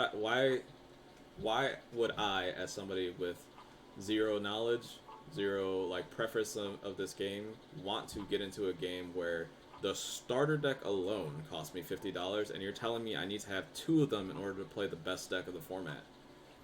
I won't. I won't. Thank you. I've lost interest in this game. Have a nice one. You know what I mean? So, to the people that are trying to off their decks for $50, you're ridiculous. Please stop. Try. Yeah, let's grow the game. You can try it again. You can try and get your $30. You can definitely get $20. That one seems like a pretty easy lockup. But Yeah, if it's like, hey guys, the deck retails for 10, they're kind of hard to find. I'll sell it to you for 20. You know, yep, like at that point, it's like, hey, you know what? I get it. yep, Like you're not like you want to make a little bit of profit because you were able to get these decks and you put in some work to get them. Perfectly fair. mm-hmm. But 50, come on. Come on, 50. ridiculous. Make yours like even when you're just thinking of like the contents of the starter deck. Like I ended up getting 3 of each starter, kind of luckily last minute type of thing. Shout out Zulu Yeah. for having the re up on those. Yeah, for But giving us both like all of this stuff. I got all yeah, my stuff from Zulus also. yeah, Shout out. Zulu Games, definitely the spot here in Washington for Digimon stuff. Um, but yeah, once I got the two of each starter from Zulu, and then I knew I had a set coming in, I immediately listed the set, and then yeah, I sold them $20 each. I got 60 for the set of starters, and I felt good about it because I didn't milk anybody, I didn't juice anybody ridiculous, and I ended up getting half of my starters paid off, and then I also ended up selling kind of the extra playset of stuff from the second starter decks, so I kind of offset the cost of the starter decks as a whole, and I was happy with that. I didn't get like a huge plus of it. I just net zeroed on buying my starter decks and getting my playset of things, and that's exactly where you want to be in this game. Get your cards, so make sure you have your card pool, but you don't have to be ridiculous about it. Yeah. Make sure you get yours. Yeah. Yeah, and I'm sure the person who brought those decks from you was like, oh, dude, I'm so happy that you had them for 20. That's awesome. Everyone's been trying to gouge me. Mm-hmm. And so now he's in a good mood, and everyone's just playing Digimon and having a good time. Yeah, it's one of those things where like I get supply and demand, and I get that like you see that people are getting responses when they post their decks up and ask for 30. They post their decks up, ask for 35. Post their decks up, ask for 40, and you keep seeing the comment section saying PM'd. You still don't know if anybody actually committed to that. They're just saying they messaged them. I know when I posted stuff and I had like a solid price on them, the people that PM'd me still would ask me like how much for decks, like The price was listed there. What do you mean, how much for the deck? So don't just think that because people say they're PMing that they're committing to the purchase. They're PMing because they're gonna try and whittle them down too. Yes. All that the comment PM means is, hey, I'm gonna send you an offer for $10 than what you were selling Yep. for. The biggest thing that the PM comment means is check your message requests, because sometimes that's what Facebook does. It puts your message in an invisible section of the page that you have to then navigate and try to find, just to try and make a quick buck or two. Yeah, A that was question. the first episode of the Digital Daddies podcast. Yeah, I had a good time. I had a great time. Yeah. So, I guess a question, kind of like piggybacking off of the starter deck thing. I don't know if you've paid attention to any like the buy sell groups or whatever. How do you think, or what do you think of everybody's kind of approach to how the buy sell groups are going? And do you think it's going to stay the same way? And what I mean is, nobody's listing any prices.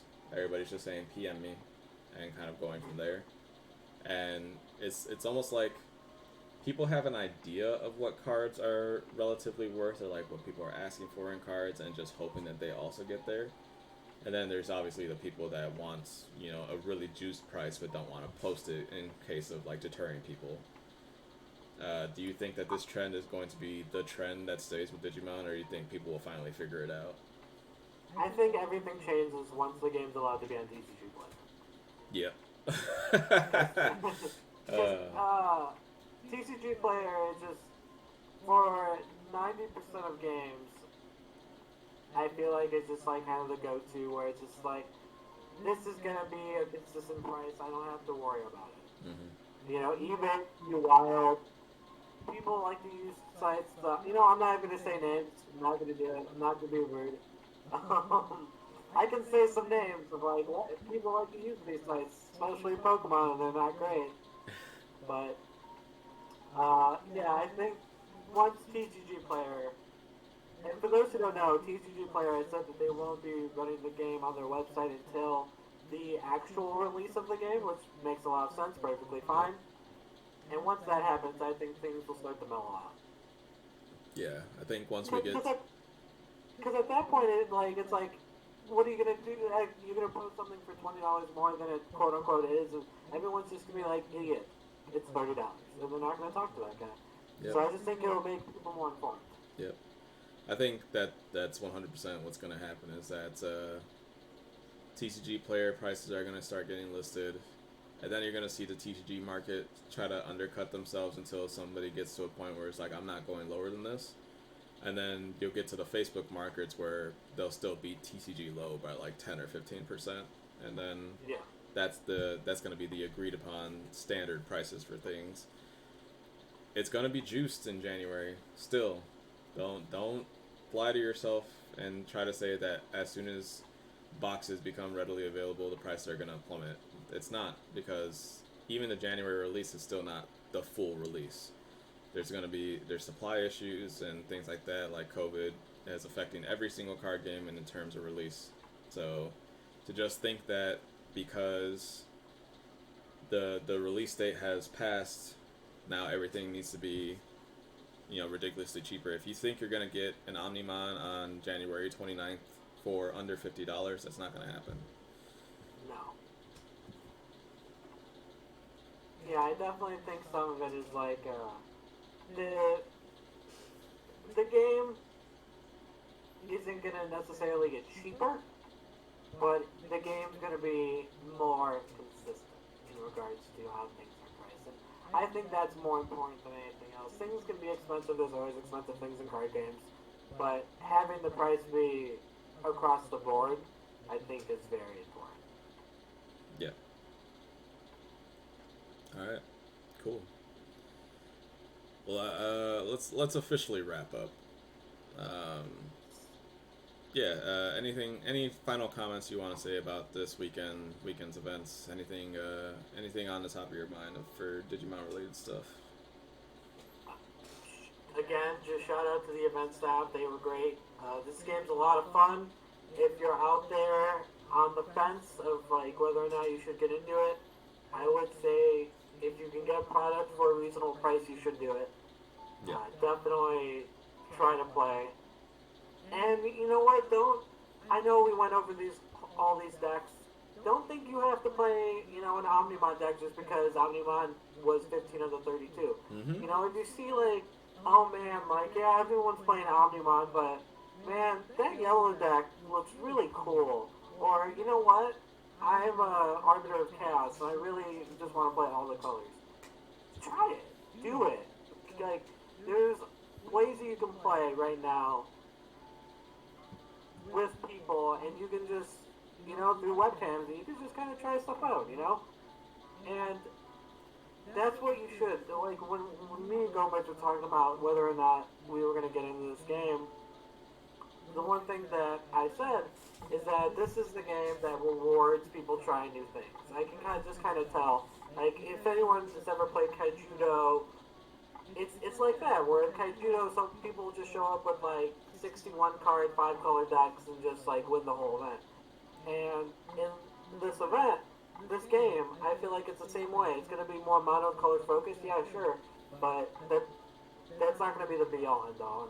I just think we're scratching the surface of how cool some of these decks are. Yeah. Raffle, this kind of goes with what you're asking now. Any cheap SRs you think I should get? You already know you're confirmed to get a box and it's on its way. Open your box, see where that kind of lands you. There's a bunch of supers that are under $20. Even with this kind of inflated market, a lot of the supers are actually under $20. So kind of see what you get and try to fill in gaps, because especially because of the two guaranteed secret or alt art spots, you can probably reasonably make a playset of something to like make your deck kind of function. And yeah, like Connor's saying, you don't have to play Omnimon. I think the consensus that Omnimon is the best thing to do is just people trying to take the guessing game out of it. And if you're willing to put in the time to test and figure it out, you can make anything work in this game. Any deck can beat any deck. Don't think that that's not true. It really depends on the amount of effort you're willing to put into it, and the research metagame calls. Right now it's set 1.0 format. We have one booster set to work with, and how many different deck types were in the top 32? Like, I can tell you right now. Let me just pull up the note thing that I had. There were 1, 2, 3, 4, 5, 6, 7, 8, 9 different decks. 9 different There's decks. only 5. There's like what, 5 colors? 6 colors? There are 6 colors. Yeah, so 6 colors, 9 different decks. All of them represented in top 32. So you can 100,000% play what you want to play in this game. It really just depends on the amount of experience you have, and if you can get those repetitions in there and figure out, numbers. Like when you look at you're looking at this deck, do you want to play 4 Phoenix Mon? Because we saw other people doing other things. We saw people playing 3 Volcanodramon. We saw people playing no Volcanodramon. We're seeing a single Galantmon in this list, and that's because that is something they tested. That is something that we saw someone play 4 Galantmon. Yeah, it's 100% what right now. It is, yes, you're going to be constricted on what you have based off of the amount of product that you can physically open. That is the unfortunate truth, but it also the game hasn't even come out.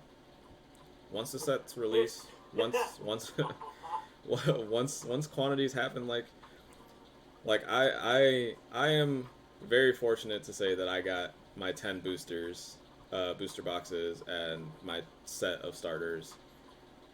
But that's because I committed to it. I know I wanted to commit to this game. I know that's something that long term I was going to do. Even if the game was bad and I didn't want to play, I was going to buy a bunch of Digimon cards because I just love the game. So I'm doing that as a way to get a step up as far as building my collection, getting playsets of everything. Did I need to do that? No. Connor didn't do that. He has this ability to make a fair amount of card pools. What you had three Yeah, boosters, I got four four boosters, boosters. and I was able to build almost anything. Like if I had 46 cards basically of every deck, Yeah. Look and I look only got one starter. I got one yellow starter, and that was it. one yellow starter. Yeah. You use these core TCGs deck lists to your advantage because you can start to lay out a formula of how to build a functional deck. And what I mean by that is that you see rookie counts, you see champion counts, you see ultimate counts, so you can kind of get a formula as to like we think of like Magic drafting. That's formulaic. You can draft with kind of an idea in mind of how you want your deck to kind of function. You want to make sure that you have on average, what 22 to 24 playable cards in your deck that aren't lands. That's statistics. You know that.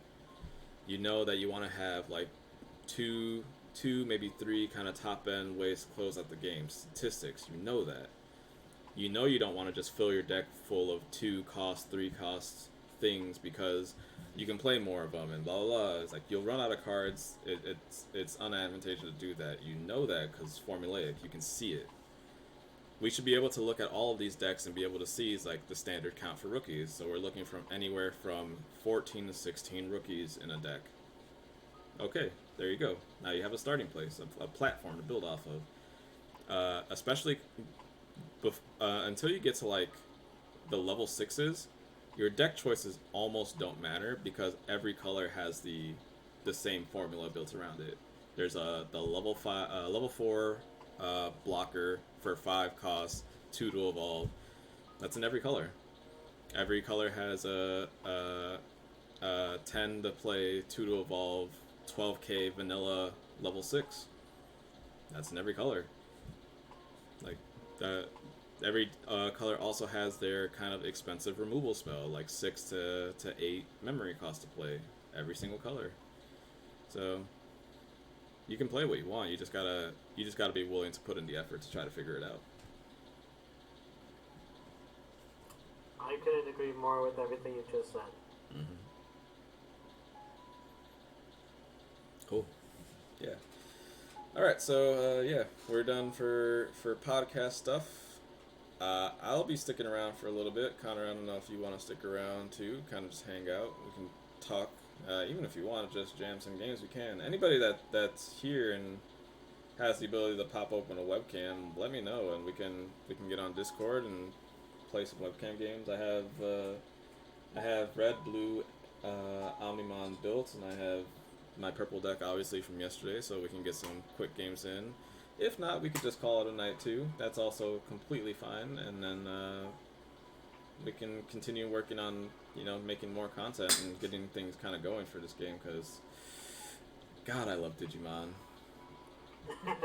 The game is pretty great. I am gonna call it a night. All right, for sure.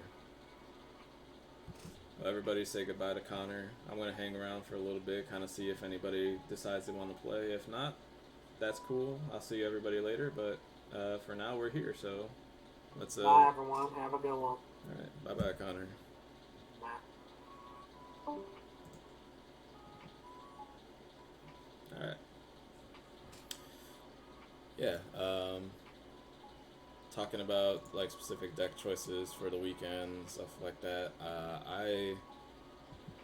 I'm super interested in in a lot of these lists. The main one I like, and I know me and Connor both feel the same way, is just this Stephen Finley four color pile, the 5 color. So we got black Machine Dramon. It's actually every color. It's all colors in this deck. He has black and Machine Dramon, yellow Magnetron, green Puppetmon, blue Core, red Volcanic Dramon as the text, and then purple as the second kind of half of the deck, and then Omnimon is the white too. Like literally all 7 colors in this deck, and he made it. He made it work. I wonder if, like, if he had more testing, things like that, or maybe he just got kind of unfortunate draws. What's up, Dasso? How you doing, bud? Um, you missed the main parts of the of the podcast. Oh, so you saw this deck. Did you see it in gameplay, or are you just talking? You saw this, like you saw the list too. This it seems cute. I would very much like to kind of build this and get some games in. Nah, no, don't be sorry. It happened. That's what the VODs are for. You can always watch it later. Saw when he posted it. Do you know if he has like a YouTube link? If there's a YouTube like a deck discussion for this, I would love to just kind of hear and go over what he experienced. You know what? Actually, that can be a good thing we can do right now. Let's we can close these guys out for now. Let's go over to YouTube and see. I guess let's type in Digimon webcam tournament and see if any results kind of pop up. We'll filter by dates. Cool. Yeah. So we got the blue Omnimon player. This was for the Top Cut event. Some guy streaming his Lilithmon event. Top 4 deck profile. Reviewing the event. Super player stream.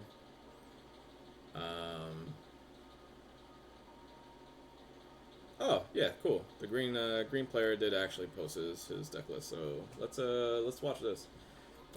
First, let me see. Dasso said, "Good question. Not sure." He said he tested very little on his Facebook page.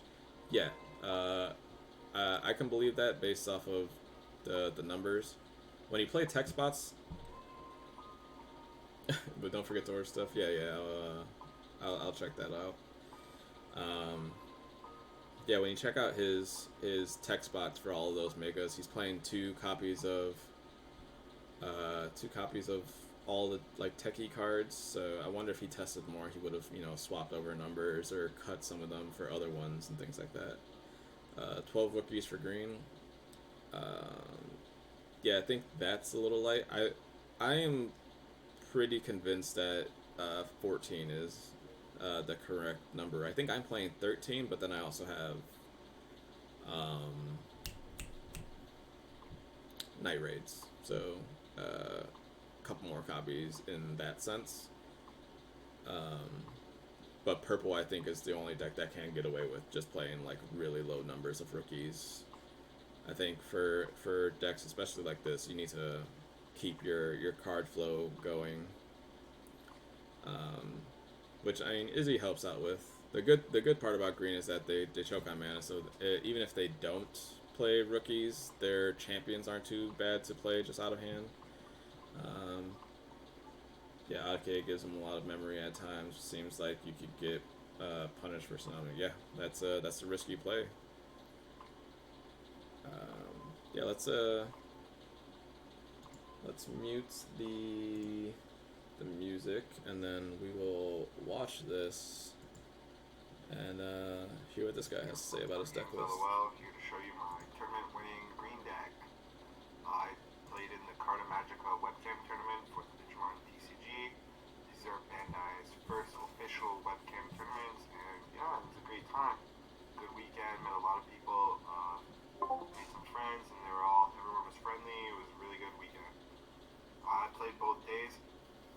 Saturday I got top 16 with the same list, and Sunday took the whole thing home, won first place. It was a really good game, had a good match, best 3 games with Espera. Yeah, definitely.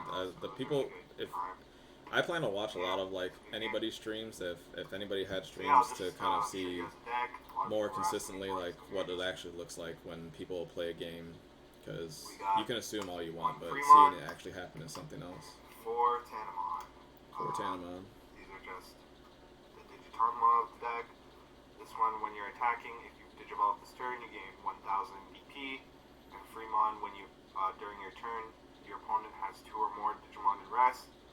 You just gain plus 2,000 DP. Something to note,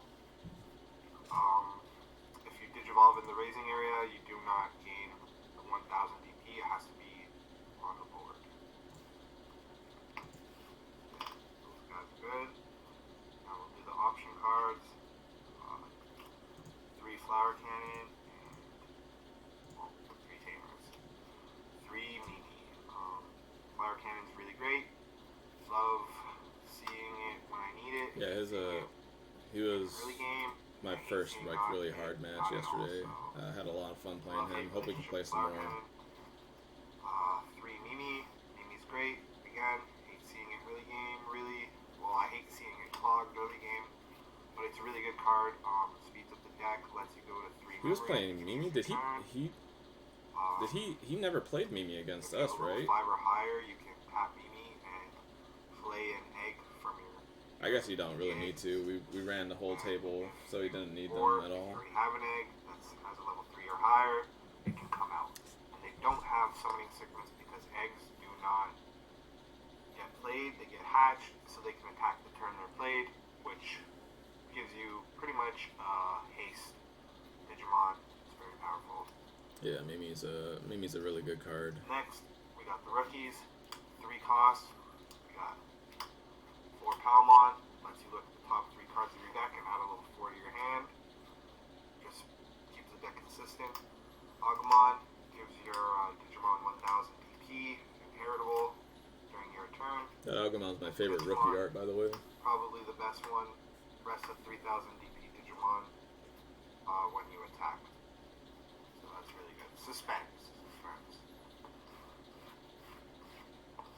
Rookies are strong. We play a lot of rookies. Those are just the 3 costs. We play 20 in this deck.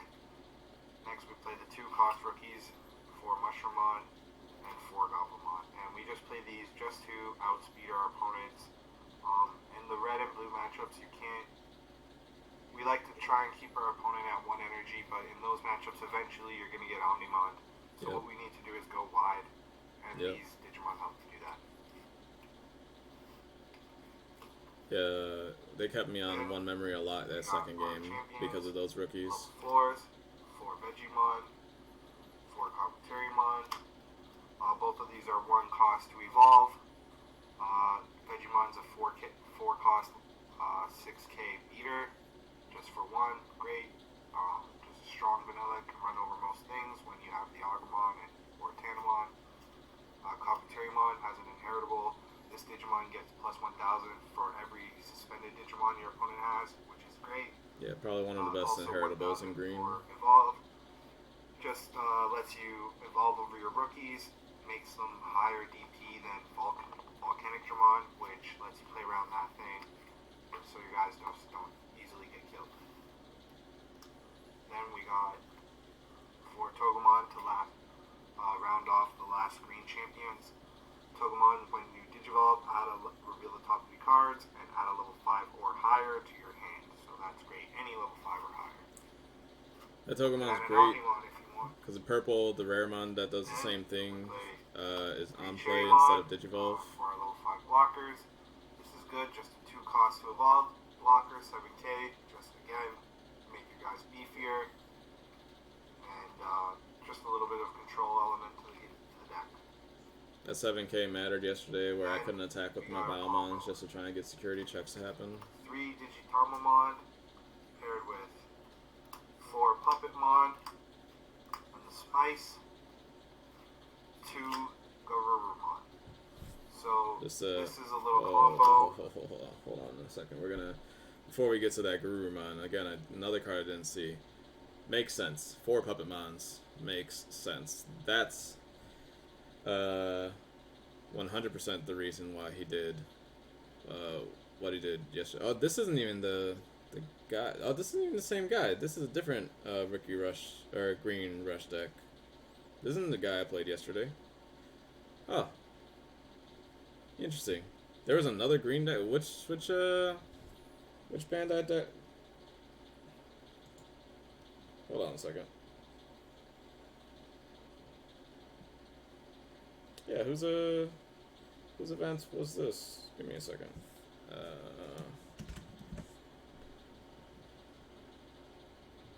Yeah, this is not the same guy.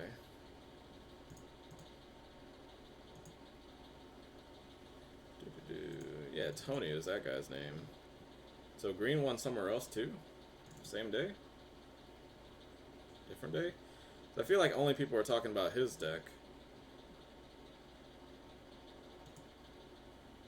Alright. Cool. There's another green deck winning somewhere. Wow. Alright, well then, never mind what I was saying before, but yeah, that's so still nice. Pokemon is already just one of the most broken cards in the deck, in the game. So in the deck, it's just probably the best card. Digitamamon, he enables some really good things. So there's a little combo that we can do. Our deck is pretty much a rush deck, but we have a combo. It's kind of like a check, where we put them in check. If they don't clear a board or like do something about it, they just lose if they don't have some answers. So, and it still puts us in a very favorable position. So what I like to do... Oh, this is a Canadian tournament. Turn whatever, I just try and do as much damage as I possibly can. Then I set it up. Do we know how many people were in that event? Hit it out my life or whatever. With the Digitamamon in my raising area at the beginning of my turn. Digitamamon gets played. I go to 3 because of Mimi, at least. It could be more, whatever. Then I swing with Digitamamon, gain 3 memory, go to 6. Garurumon, untap Digitamamon. So now I have 0. I swing with Digitamamon, I gain another 3. I play another rookie, or I flower cannon something. And then I puppet, well, I would get to Mimi, play a rookie. So let's involve the rookie. And played one of my level 2s. That's why we play so many rookies. We just need a lot of them for Mimis and just to go wide. So we would be at 3 memory after our second swing with Digitamamon. Go to 1, and then boom, Puppetmon. So if they were at 5 life when we did this, they would now be at 3, and we have 1, 2, 3, 4 attacks to finish them off. So they either have to kill one of these things, which isn't too hard, but earlier if you did at least 1 or 2 damage, maybe 3, now it's really, really hard. Now they have to kill everything, and they gotta pray you don't have another Puppetmon or anything that could stop them. If they got blockers, you can just have a flower cannon. It just puts them into a very unfavorable position. So, I really like this play. I gotta shout out my boy Chris Lee. He's the one who put me on Digitamamon. We were just playing untapped games, and anytime he dropped this, I was just terrified. So, I knew I needed it in my deck. That play's busted. Just gonna throw it out there. That's a play. That's somewhere you get through testing consistency, because I would have not thought of that just on paper. That is great. And it's protected because that's him talking him raising the Digitamamon for his turn. It's expensive because three to evolve isn't nothing, but like that's something you can do on turn 2. Like think about that, where like if you're going first, you go like egg, rookie, pass, or like a Mimi or into Digitamamon or something like that, and then yeah, wow. I lost my way a little bit, but like that's a thick play. That's a big brain play. Because yeah, it doesn't matter if when you end your turn you give them 6 memory, because you're gonna end your play on Puppetmon, and you do have the 1 memory to play the Puppetmon still. After playing an additional rookie for your turn, like that is memory efficiency. That is you efficiently using how much? So 3, 6, 9, 20. Use like 20 memory or something like that, or like 19, 20 memory. That's a lot. And that's a play, and that's something you can do to them early. And then, yeah, even if they Omnimon, they can't deal with the whole board. You have 5 attackers back. Omnimon will kill one thing, then it'll probably kill the Digitomon too, so it kills 2 things, and they have 3 attackers for 3 security and then a game. Okay, so the play he just described was if you have Mimi in play and you have Digitomon in your raising area for the start of your turn. Start of your turn, draw. Mimi sets you to 3 memory. You raise Digitomon. You then attack with Digitomon. You go up to 6 memory. You play Garurumon. Untap Digitomon. You're at 0 memory because you hard play Garurumon. Digitomon attacks, puts you to 3 memory again. Then you can Mimi, raise another egg, evolve that egg into a rookie, draw a card. Then you can hard play one of your 2-drop rookies, so either Goblinmon or whatever the Mushroomon, the two with the 1 to evolve. Now you're at 1 memory, and then you end your play by playing Puppetmon, putting them to 10. Your Digitomon was already going to give them 6 memory. If they have a memory tamer, they were going to go to 9 memory. But it doesn't matter if you just play the Puppetmon anyways. Like you might as well just play it and give them the 1 extra memory because they were going to have all that memory anyway. That is powerful. That is really thick. Man, I'm gonna sleeve that up. I've been waiting for a green list that I liked. I think all the Rosemon lists are like fine.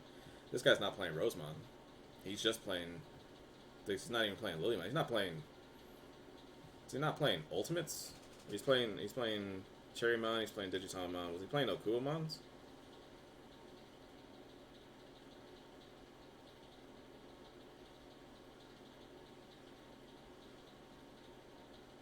No. He's just playing Digitomon and Cherrymon. I definitely surprised a lot of people with the Garurumon, Digitomon play, especially Garurumon is just really good. It's not even a lot of pieces. I could cut it down to 1 just because I only ever need to see 1. The it was really good. It was really spicy. the only thing is that you need the Garurumon, but a lot of games all weekend. like you never have to play the Digitomon if you don't have the Garurumon. What did I play? How many games did I play? 11 games. 11 games. So I went. And even if you do play Digitomon while they don't have Garurumon, like it's still probably so that's fine. Really good. Deck is really good. It's not Omnimon. Yep, it's the exactly like the Metal Greymon. It's literally the same card, but it's green. Blue has them too. I think every color might have them maybe. Win some games.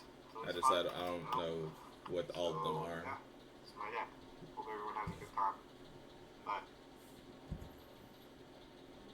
yeah, let's give that a thumbs up. That's a well thought out list.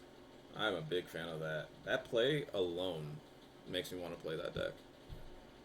That is great. Okay, so we have a top cut, top 16 green deck here too.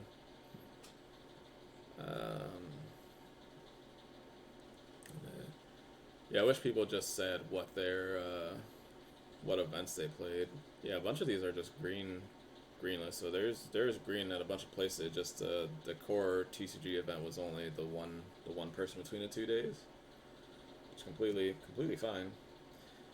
You found out you can use Metal Greymon and Digitomon if they have a tamer, cause leave them on 3. Okay, so it doesn't care about that. So yeah, that's great too. Then if giving them the 3 memory doesn't matter because it still sets them to whatever. Then yeah, those things are just a straight counter to memory tamers. Then it's just a free thing you get to do. Here's the one I'm interested in. Let's watch this one. Let's talk about this Tyrannomon deck. We don't need an intro. We make it not only top 8 this time, but we top 4 the Sunday Cartomagica official Bandai online webcam tournament. Super stoked about that. If I had to play a deck tomorrow, I'd play this. Losing out against Jordan Beard, so huge shout out to Jordan Beard for winning the entire thing with his Green Champion Rush deck. We so that was the however, top could have been. ran red, green, not the Tyranno. card or Now, no, he I played the know card this is a little man. bit The different than the other my guy I was usual watching was setup playing with, top like, card. nice This breakdown. was a Canadian But I event. want to Yep. get this out to you guys as soon as possible and not really mess up my content stream for the rest of the week. So with that said, we'll just jump into this. We'll use digicard.net, so huge shout out to these guys for hosting this deck builder. But we're just going to go through the deck. I'll go over what I thought about the deck, what I thought about the tournament, and really just give a quick summary of what it was. So we ran red, green Tyranno, or as I'm calling it, and as the chat called it, Christmas Tyranno. The big idea being that you run the big beefy Tyrannos. So Tyrannomon, who has jamming. We have Dark Tyranno and Metal Tyranno. We give them piercing, as well as we make them cheaper to evolve into, and that also gives us the benefit of being able to run Flower Cannon. And that's a Tyranno stuff, and to bring it all together, I like that he didn't max out on Flower Cannon because of Tygas.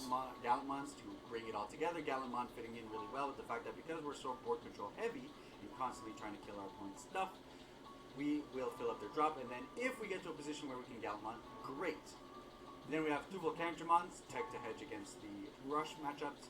Two Greymons. This is my tech. I think Metal Tyranno as a 10k beater is massive, and I think you're oftentimes in a position where you want to be the more proactive deck. And as such, giving him security attack +1 is super, super sweet. The likelihood of dying is very, very slim, especially when you combo that with piercing the eggs that we're running, specifically Bediyamon right there. Alright, quick switch. I changed up the setup so that it's a little bit more clear what we're talking about with the cards. And of course, links will be in the description for any deck list. So now to bring it all together, of course, we're running the 4 Corgimons, the 4 Gaia Forces, blockers, you always run your 4 Elves, Gaia Force, no reason not to run 4s. In terms of rookies, we're running the 4 it looks pretty close to that. Was the True Champion list also running Galantmons? Giving our Digimon +1k, which allows us to beat over them, really essential when we're looking to be able to pierce over blockers. Yeah, one of each side. Let's see if he explains that. 3 Monodramons. The only reason I'm running 3 Monodramons is so that I can fit in a 3rd Agumon. I just don't have the 4th Taiga. If I did, I would run a 4th Taiga and I would run a 3rd Flower Cannon. Because we have 3 Taigas, I only ran 3 Taigas, I only ran 2 Flower Cannons, and I'm running a 3rd Agumon to make it more likely to be able to draw in. There you go, play with what you got. As got. far as level 5s go, we're running 1 Metal Greymon, allows us to extend our plays and if we're in that kind of position, as well as 2 Skull Greymons, on top of the Machine Dramons that we were running before.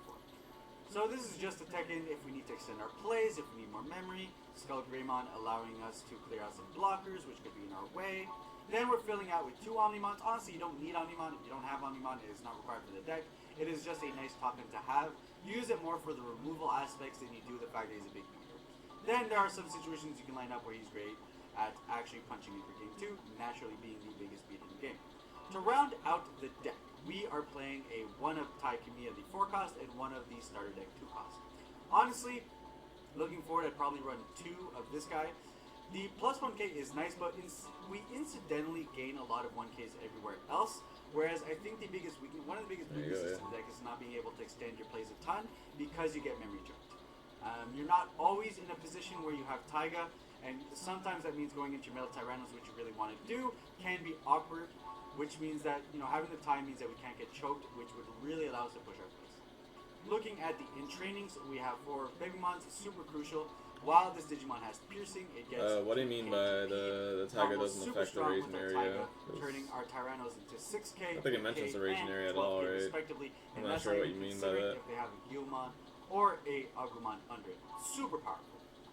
Then finally we have a 1 of Yokomon as a 1000 DP when we're attacking into things, which with piercing oftentimes we are doing regardless. So how do I feel about the deck? The deck is super sweet. I don't think it's tier 1, but I think it's very playable. I think you can set up a lot of positions to put a lot of damage on your opponent while clearing their board, which is super sweet.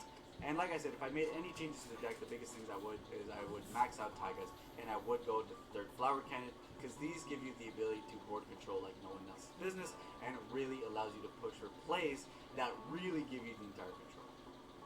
In terms of matchups, we played 2 purple decks, purple being a pretty good matchup, especially when we have Gallantmon as our top end, to squeak in a cheeky trash kill if we need to. Then we played 2 red decks, just general red mid-range, and there we were just able to pressure with security attacks more so than they could before we were able to close it out. And then we lost in the finals, like I said previously, to Jordan Beard, running champion mono green rush. He puppet me. Puppet Mon's a really strong card. Got me a couple of times. I had no blockers, nothing to do with it. Hey, the way it is sometimes. Huge shout out to him for winning out the tournament. And with that said, boys, that's how we locked down the Sunday tournament going. Yeah, I like those deck choices a lot. He played with what he's had. That we talked about that, earlier. There's like set lists that people have like ideas in their head as far as like what it is a deck list is supposed to look like. He didn't have the means to make that happen, so he did with what he could. He had most of the deck. He was missing that crucial part that fourth Taiga, but it didn't matter. He still managed to get there. Losing to the final round. Probably want to talk about that at some point because that happened to both of us then, where we lost in the finals and didn't place second, which is pretty unfortunate when you consider things, especially if scaling prizes are gonna be. It's gonna suck, like feel real bad if you go undefeated, make it to the finals, lose the final round, and don't get second place prize out. If that's something that gets implemented long term. I don't know what happened with the tiebreaker system or how our K9 tiebreaker system functions, but that seems to be like a consistent thing that's happening, is that you making it to the finals does not guarantee you your second place finish at the very least. So something that I would want to kind of make sure gets rectified at some point, because again, it's very unfortunate if you put in all that time and effort and then somebody who lost earlier on in the event, that there was no cut to top 8. They were just Swiss rounds, so it's just going based off of tiebreakers for Swiss. But that seems like a pretty big shift if it happens every single time, like consistently. Like it sounds like this guy got second. On paper, he made it to the finals undefeated and then lost the very last round, but did not get the second place finish. He got top 4 instead. Yeah, no top 8 made sense because we weren't playing for any real prize pool. The prize pool, if you actually think about the contents of, or like the context of the event, it was only just like a really big super locals, like. You paid your entry, you got your booster pack for participation and some other stuff, and then you were playing for more booster packs. Yeah, exactly. No Swiss, or no top 8, just Swiss, because the pricing wasn't significant enough to warrant playing something out. So I guess that also matters too, where if we're playing for significant pricing, you don't have to worry about standings flopping because top 8 is single limb. So maybe I'm just talking now. But that's something I would definitely want to look out for and be aware of. Let's try and watch that game if we can. Let me open up in a different Twitch. I think I follow. Let's see. It's videos. Where's the videos?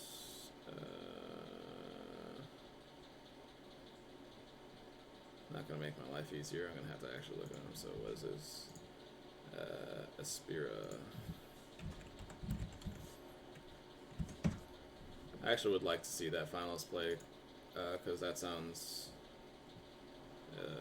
Sorry about that, like guys. My app. Aiming for top 16. It's gonna be the last game he plays.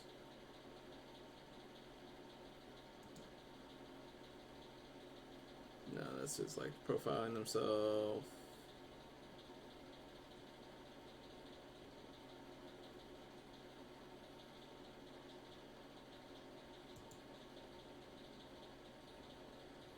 yeah, let's watch this finals match and kind of see what happens here because it sounds like a very interesting game at the very least. Let's see. I mean, I guess, but I hope that's not the same thing going forward. I don't know how Bandai does anything with DBS. Yeah, DBS price support. There was Top Cut. It's again that for the event that this was, Top Cut was just not needed.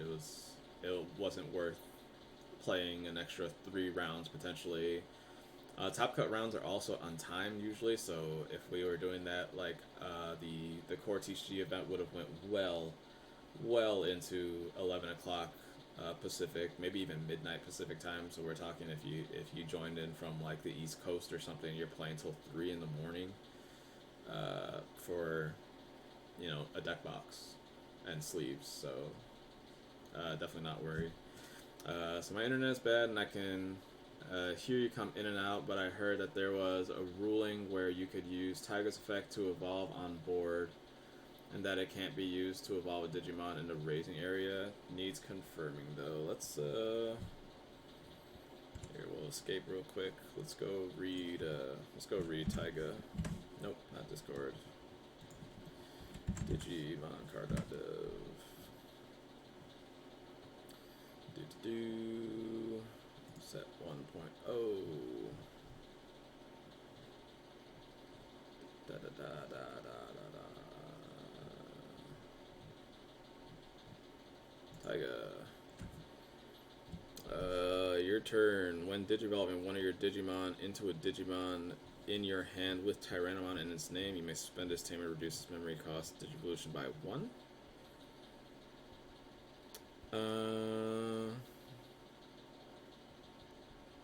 I guess it matters if it says one of your in-play Digimon, because the racing area technically isn't in play.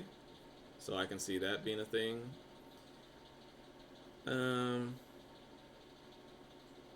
Yeah, if that's a ruling, I can see that being significant and mattering when the places when it matters, but it probably doesn't matter terribly often. But I can definitely see where if you're trying to set up kind of like a backup line and you can't get the memory reduction for like a Metal Tyrannomon to have in your raising area for next turn, just to guarantee that you can get your 10k piercing going, and then if we're on Baby Demon, it's 12k pierce. If we're on top of Greymon, it's 12k pierce, security attack +1. I mean, that's a lot of things. If that Taiga could potentially set up if we did it that way, but yeah, I don't know. Well, I guess we'll just have to wait and see. I'm sure Bandai's getting hella emails because after that whole Rosemon incident, it's really unfortunate that kind of happened. That a lot of like the translations were a little bit poorer. Like they already had the one confirmed errata before. I think on one of like the ties had the errata to it. I think it's the V-Tamer tie has like an errata. One like 2 of the words are different. And then Rosemon obviously has this thing, and now we're looking at Taiga for clarity's sake. No, you can't hear anything. It's probably just Twitch. I know I have issues in the car. You might want to just try to. Honestly, if you're in the car, you might just want to switch to just audio only mode, because between like being in the car and then driving and trying to connect your own data, battery life, all that stuff can affect the quality of your stream experience. Also, you can close the app and reopen the app. And again, we'd love to have you join in the conversation. If you can't, there's always the VODs, and we can always talk later. But for now, I think let's watch this game, kind of see what goes on, see what happens, and we can comment about it a little bit. I think I'll probably wrap up the stream after this. But let's see. Yeah, I watched again to hear your insight and podcast. I appreciate that. Down this week to talk, join in gameplay. Hell yeah. Yeah, let's definitely do that. I would like to. I think me and Connor are both on the same page where we want to make this a consistent thing, and I think Mondays kind of just works out a lot especially for me, given that my schedule is a little bit clunkier. I work overnights. He does not. So if Monday's a good time for both of us, I think Monday night's podcast sessions will be a consistent thing moving forward. And there's so much to talk about. This game is great, and it's going to keep getting better. And yeah, we can definitely talk about having guests and getting additional insight. I definitely want to avoid the true champion Steven method. Like, nothing against him. I do enjoy his content a lot, and he's definitely a good player. And like watching him over the last like 2 months or so has definitely improved my overall gameplay. Especially because I'm somebody who gets a lot of information from watching people do things. But he definitely has a very elitist mentality of like, I'm the best player and I want to do whatever I can to keep that advantage. Or he doesn't like collabing, he doesn't like things. He kept his deck list a secret for the weekend, which again, completely fine, completely within his rights, 100% something to do, especially when you're talking about competitive advantage, so it's not like something you can knock him for. But I think this game, especially so early on, we talked about this, where the gatekeeping for entry point for prices of starter decks and things like that, where you're not promoting the game the way you think you are promoting the game by forcing people to, wait to see what happens with you to find out, what's going on and think about that. I 100% gets this to advantage. You could have just said, I'm playing yellow. And that would have been fine. Very least, he could have at least said what event he was playing. For when we talk about like for the TO sake, and I think it sounds like he played each, at least one of each. I think he played Top Cut on Saturday, maybe.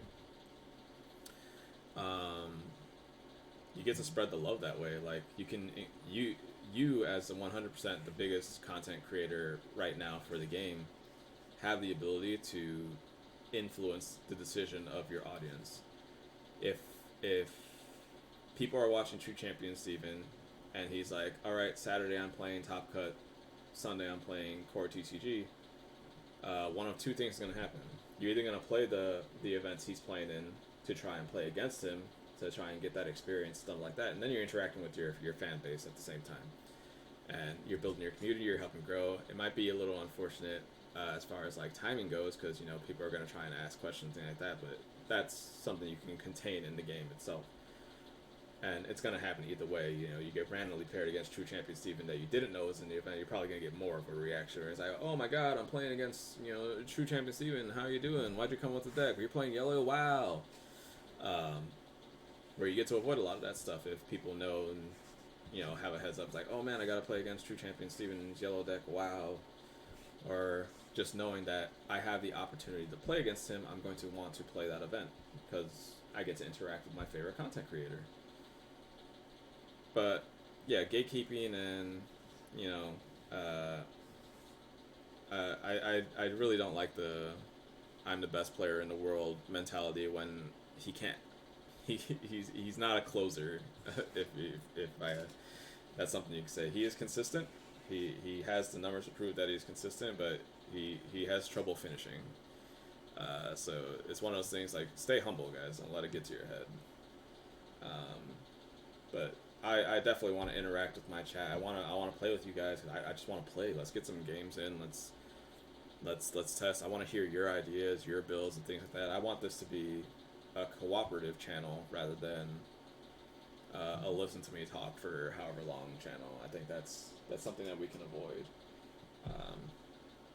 So yeah, let's get on to this game. Let's watch this, and then we'll wrap up the stream. Let's see, it's 27 minutes right now. It probably goes. Yeah, it goes about 40 minutes, but I'm gonna try and like skip between the games just to make sure we kind of flow.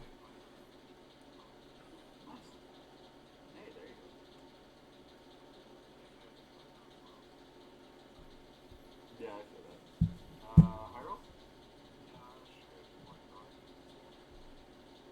Sure, odds or evens. Alright, so they're gonna do some die rolls. 9-6.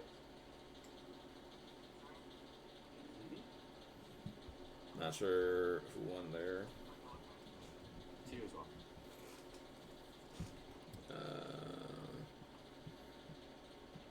It's a little low for the Twitch, so I don't know if we can hear him, but I'll try and keep it going. Try to get some type of context and conversation going for this, because yeah. So we got Freemon into Agumon into Palmon, putting him as 3. Palmon top 3 will reveal. Kabuterimon, Agumon, and Puppetmon getting the Kabuterimon in hand. Draw. Passing the turn. Attach. Tyrannomon will start with Baby Demon, 3 memory. Baby Demon into Monodramon, draws a card for 0. Go into. Okay, my bad. Greymon over Monodramon for 2, go to 1, draw a card. And see if he has another Monodramon to make him go to 1 memory. Kind of choke him there.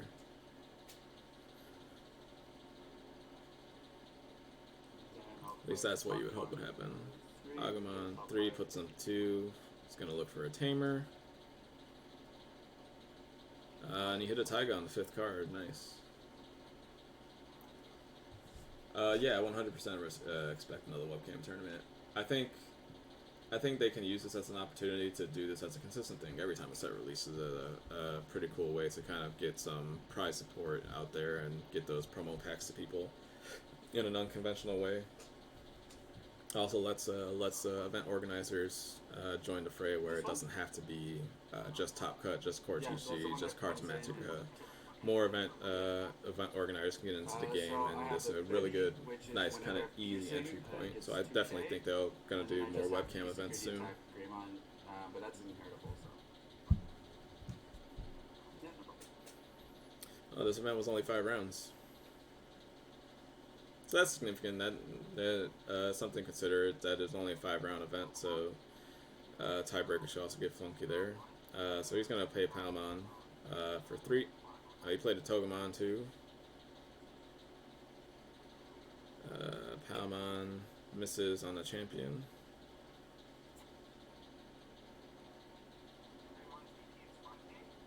He is a 4K.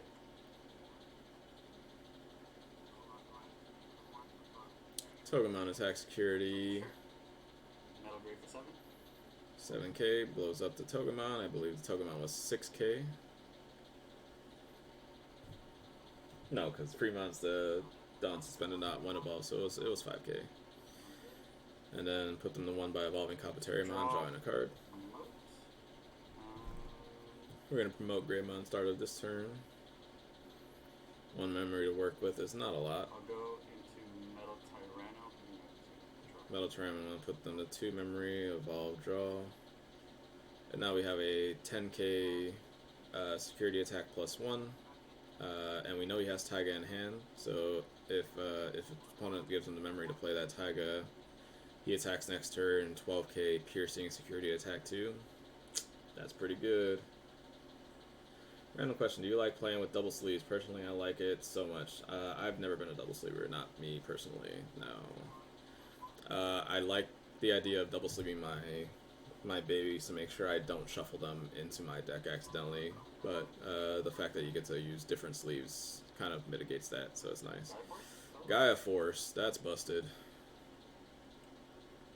Really fortunate security checks for the Tyrannomon player. They've been able to clear the board. 2 memory Goblimon, so this is great. So he's probably good to just attack for the 10k. Get the 2 security checks and then play the Taiga to end his turn, so that's gonna be an awesome play for him. Evolves Baby Demon into Agumon, draws a card for the start of his turn. Security attack plus 1, 10k.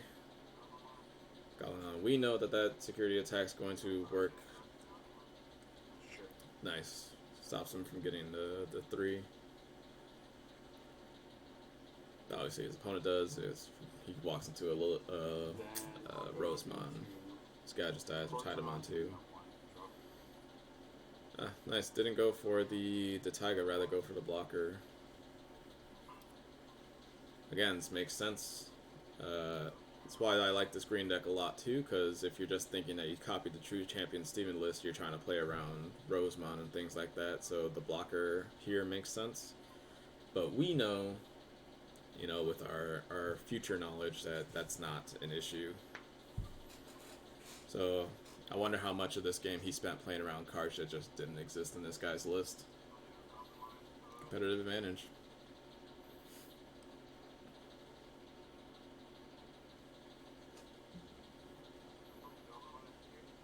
Gallimon security.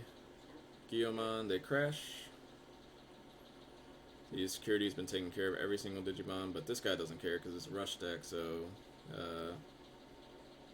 this is probably the way you're supposed to build Rookie Rush now that I'm thinking about it. Nice Cherrymon. Tried not to lose a bunch of things from the Metal Tyrannomon attacking. Metal Tyranno will swing, security attack +1. Lets it go through. Wow. Hit some rookies there. And then I'll go ahead and... Cherrymon's nice because it blocks 7k, so it lives the block. So if he wants to just trade one of his dudes, it'll probably end up being a ground mound that it gets blocked. I'll go ahead and Taiga. Now we have the Taiga for piercing. That Tyrannomon is 12k now. Or it will be 12k because of Taiga.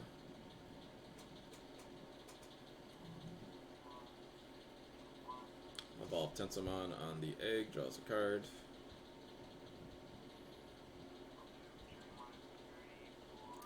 Cherrymon and security.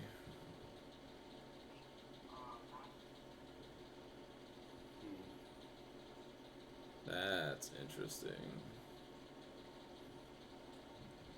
I wonder if he's just trying to big brain him here and force him to make a mistake. Gaia Force to Cherrymon. Wow, his security was nuts this game. He doesn't win this tournament, so these next two games have to be insane. I assume it's the best of 3 because he's dead on board right now and he has no way to interact with one memory. Yep, Puppetmon taps one thing. Okay. Puppetmon's not bad because it keeps the Metal Tyrannomon tapped down. Taps the blocker. Gives him 10 memory though, so we'll kind of see what happens here. Hatching a Yokomon.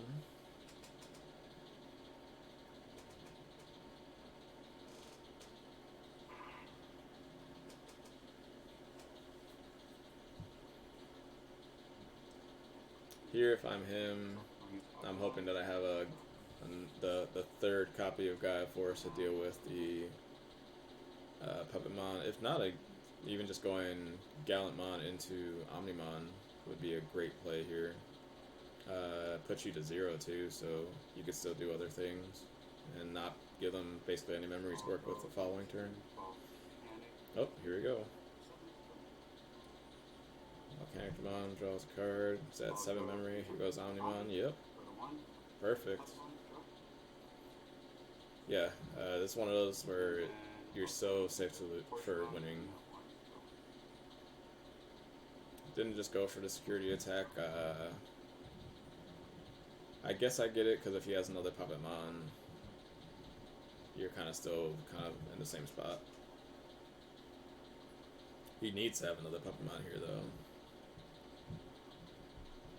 I think Puppetmon does just win it for him if he plays it. Or at least puts him in a really good spot to win, because even with 10 memory, he just used one of his Omnis. You already know he has 2 Gaia Forces down. Yep, exactly. Put him back to 10. This is a play I did a lot into the weekend where if I already committed to a big mana play, the previous turn committing to a big mana play again, the second turn is usually better. He does have the other copy of Gaia Force though. And here, if I'm him, I think I am just attacking with the Agumon. Puppetmon does not matter at this point. If he has it, he has it, but he's already used 2.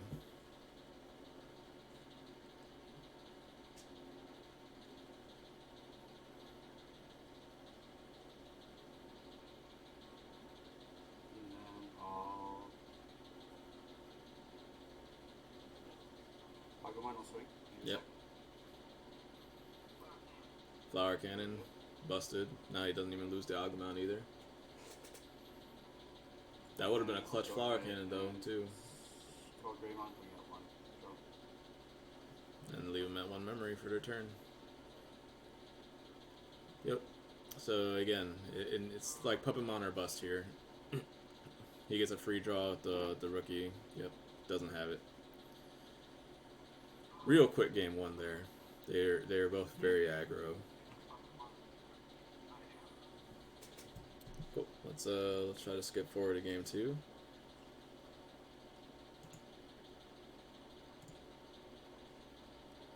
Alright, we're all set up here. Starts at turn with Tanamon into Agumon into Veggie, putting them at 1. Draw. Agumon. Baby Demon into Agumon, draw 1.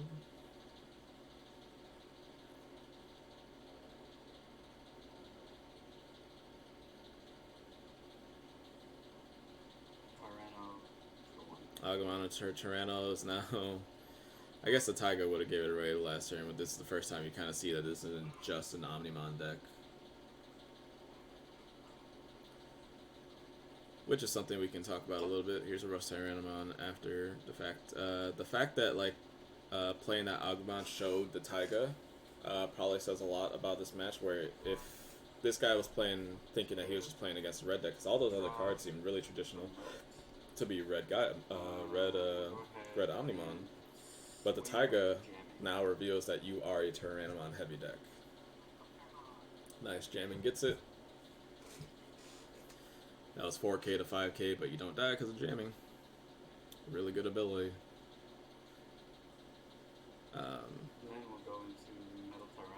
Yeah, imagine if he went into this game thinking he was just playing against Red Omni, and he plays a little differently because it's Red Omni. And we know that the next 2 games are won by this green deck, but let's see exactly how that plays out. Evolve Egg into Tentomon, drawing a card. He's at 2 memory to start his turn. A lot of memory for him.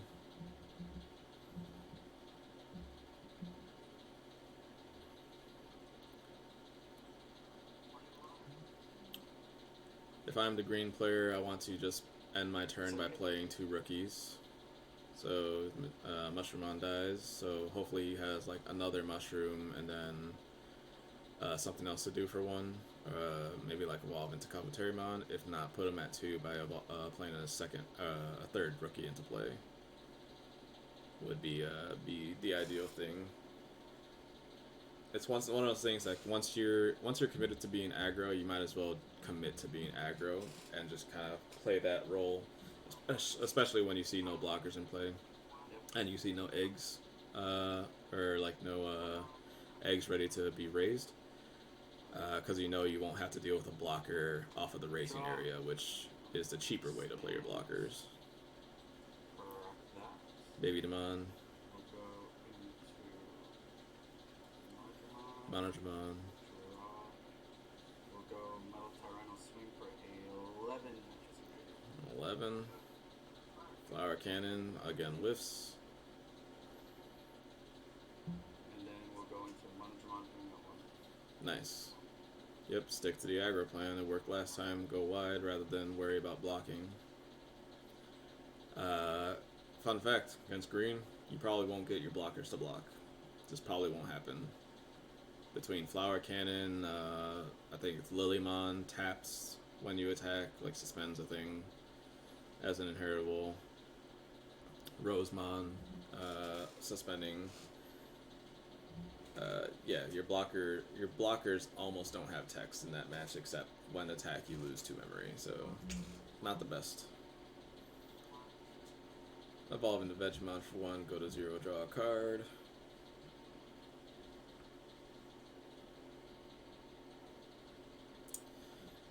So we know he can't play Puppetmon. So ideally he would end with another 2 to play rookie. Guillaumon wins that security check, which is very good for him. Gaia Force, so he still loses 1. The Vegemon still ultimately dies, but the fact that he gets to have this other rookie in play is good because it'll fog his opponent, so he needs to spend time attacking the Palmon, or if he tries to ignore it, risk dying. Draw. But it's free to attack right now. He's got two rookies. He can't attack for game right now because it doesn't have security attack +1. If that was a Greymon, this game would have been over real quick. So that matters too. Togemon. Monodramon will swing. He will. Yeah, no. No, yeah. He definitely should. He will. You should definitely attack Palmon first No, because swear if to he God, has no, he will. if he has the Gaia Force, he blows up that other Monodramon and then he dies on the way back. He just loses straight up, unless he plays a blocker. The Gurumon tech getting revealed. Spicy, yeah. And then I'll volcanic Digimon report. Ooh! Wow. That may have been the mistake and why he loses here. Honestly, if he had the ability to just give him one memory, I think I would have just tried to have done that. Because again, you're just forcing him to play Puppetmon at that point.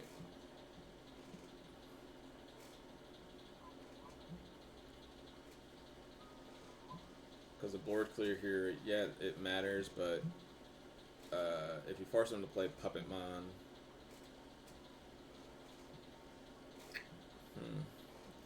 yeah, because then you could probably play like 1 or 2 blockers on the way back. Yeah, if you put them to 1 and then they Puppetmon you while you're at 0 security, your Metal Tyrannomon doesn't untap. But you can have 2 blockers. You could play 2 blockers the following turn, so both of your guys would be tapped. You start your turn, hatch an egg, do the evolution stuff. You can hard play 2 blockers, or you can play a blocker in front, blocker in back, and then play Volcanodramon.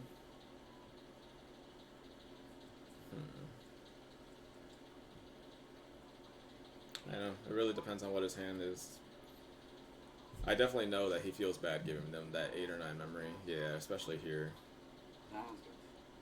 It's just one of those things, like if you're playing around the Puppetmon's going to happen. I guess this way he has the option to now just Gaia Force the Puppetmon out of the sky. And then put him to like 1 memory.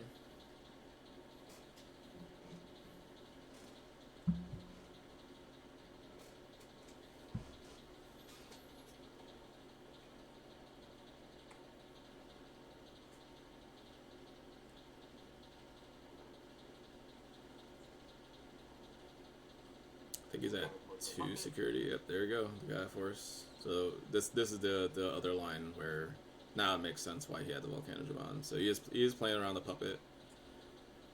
And he did play around it well. He did have the line. Because now he's at, it looks like it's at least 2 security. I'm pretty sure it's 2 and not 3. Puts him to 1 memory with 3 attackers. So now again, he's forced to play Puppetmon, but Puppetmon can't do anything about the Agumon in the back, so he needs to play a blocker on top of the Puppetmon. But he does have the ability to do that. He does have the ability to evolve either Kabuterimon into Cherrymon or Palmon into Woodmon. Yep. Oh, I don't think he was playing Woodmon. I think he's only playing the Cherrymon blockers, if I remember right. Oh, he only had 1 security. Wow. So it just didn't matter. Needed to be Gaia Force in the security area. So I miscounted too. So that game was, yeah, that game was pretty solidly locked, I think. He just couldn't play around the Puppetmon with only 1 security. Yep. Yeah. So then it was definitely the only incorrect thing I think he did there was attack security before attacking the Palmon, because he risked the flower cannon. Because then he would have just lost that turn immediately.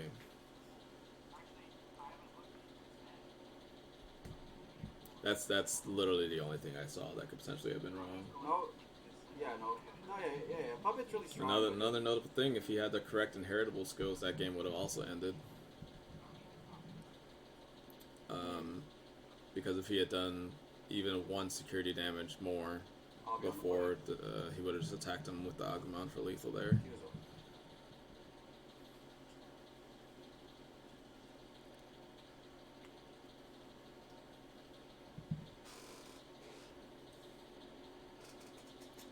Post game, quick games.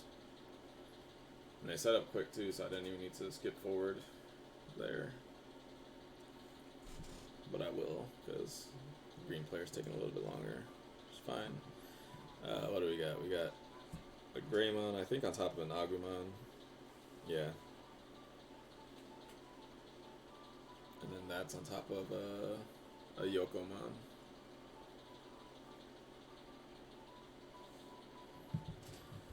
Then we got Freemon into, looks like it's going to be Goblymon.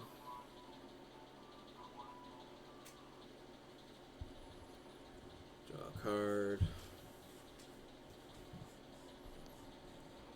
Goblymon into Vegemon. Draw a card, go to 1 memory. And then a hard play Goblymon, putting them to 1 memory. Yeah, these two to play rookies are the truth in this deck. This is essentially a rookie rush list that I am a big fan of. I think this is a really good list. Like this is a thought out list. They played green the entire time and have been working on this for months now. Hard play blocker, putting him to 4 memory, which is a lot. Again, probably the reason why he loses. Giving him that much memory this early. There's a lot of things that can go wrong, especially because this is a rush deck, and he's probably playing like he's still a Rosemont control deck and doesn't actually realize what's happening. Huge props to the green player for this list. It is a well-designed list.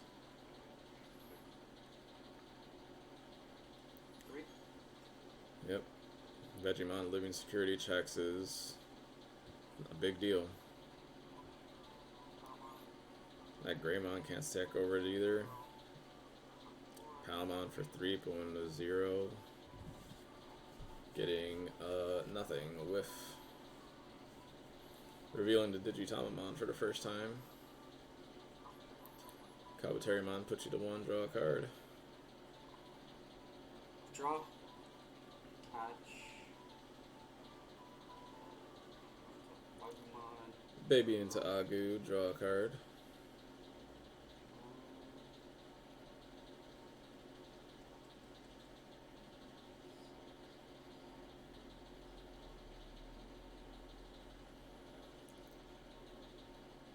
Here I'm thinking, how can I get rid of this Vegemon? Because it's very big.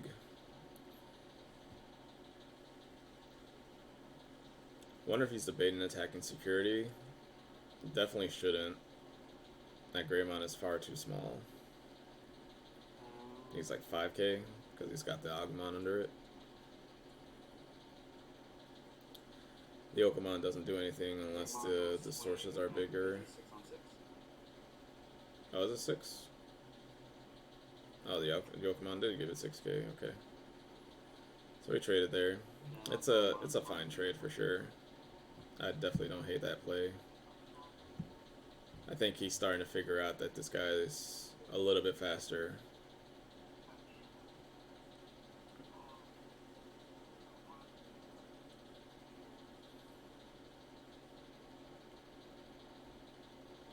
Unfortunate that he's figuring it out towards games 3, but you know, sometimes it's like that. 10k, that's nice. You always want your against the rush deck. You want your securities to hopefully kill the Digimon, because that's how you keep the board state neutral, and you know it's easier to work from neutral and then gain advantage than starting to pick up from behind. This game has a kind of a snowbally effect in that way. If you go like 2-3 security attacks without getting punished, it feels really bad.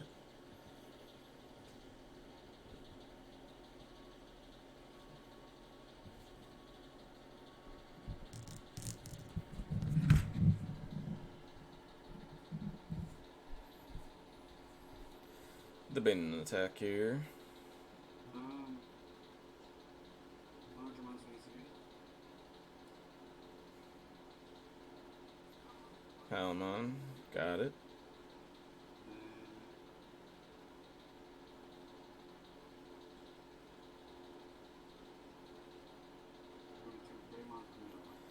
Greymon, go to 1 memory, draw a card. Promoting Tentomon.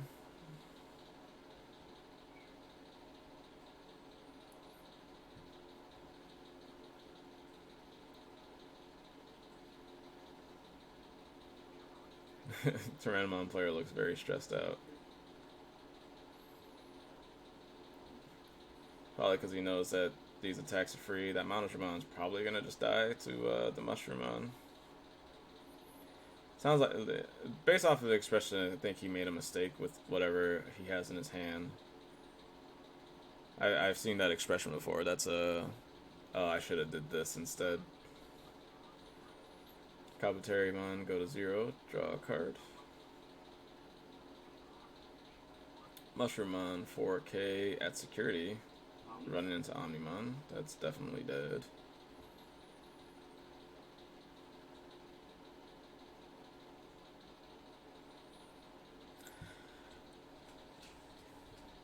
I'm sure the debate here is whether to attack Monodramon or attack security.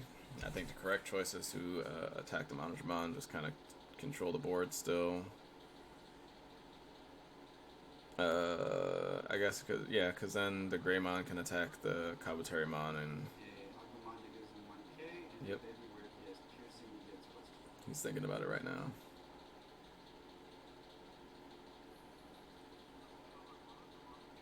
Yep, Monodramon. Control the board. If he wants to trade his Greymon for the Kabuterimon, that's fine. Oh, no, Cherrymon, look at that. Put you to 2. Draw a card. So now he needs to put in a little effort to get that Cherrymon off the board. Going into Tyrannomon, I believe it's 3 to evolve, so it put him back to 1, so Tyrannomon doesn't do it. So it'd have to be a 2 to evolve guy. Good play by the green player.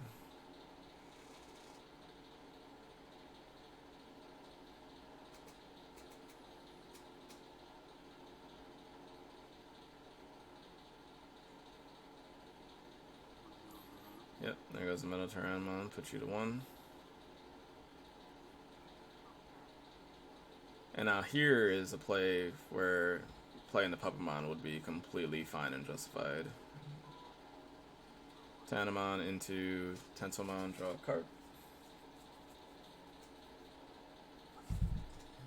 Oh, hey, bud. Kai's here joining chat. Everybody say hi up to Kai is the cat.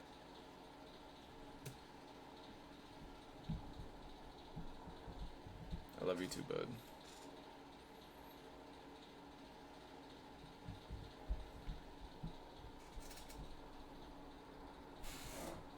Yeah, bud, come on down.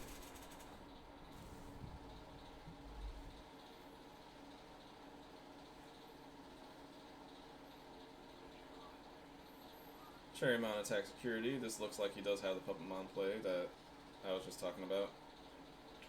Ooh, Gallantmon. Unfortunate.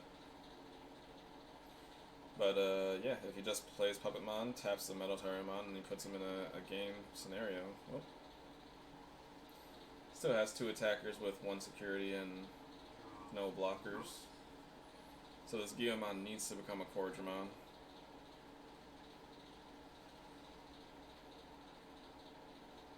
Or he needs to hard play a Cordramon, but then you risk getting Flower Cannon out of the game.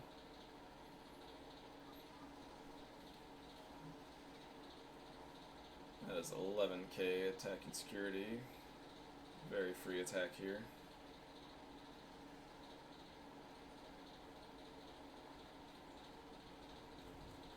Should that have been security attack +1?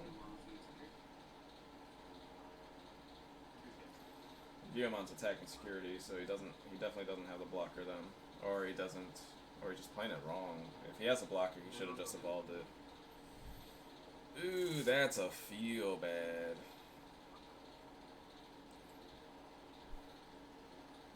He definitely didn't want to do that. But, you know, you gotta do what you gotta do to survive.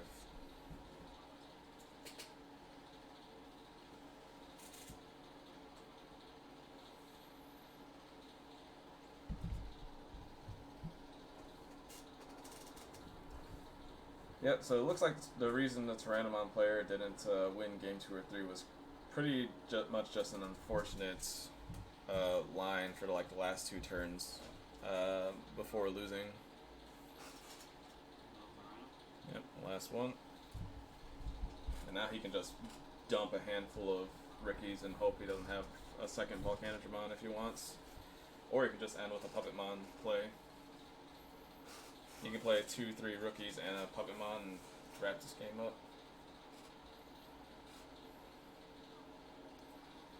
Agumon, Goblymon go to 4 memory, and then Puppetmon wrap it up. Tap the Volcanic, don't untap either of those guys. 3 attackers to no security. Yeah, that's a wrap.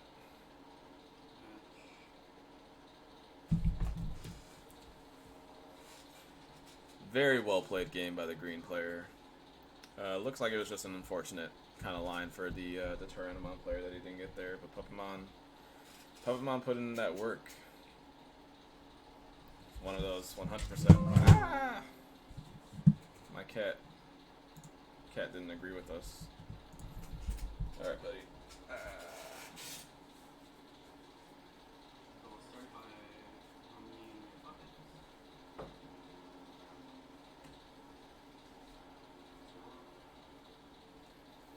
He gets a little feisty sometimes, but Omnimon over Volcanogramon, killing the Puppetmon.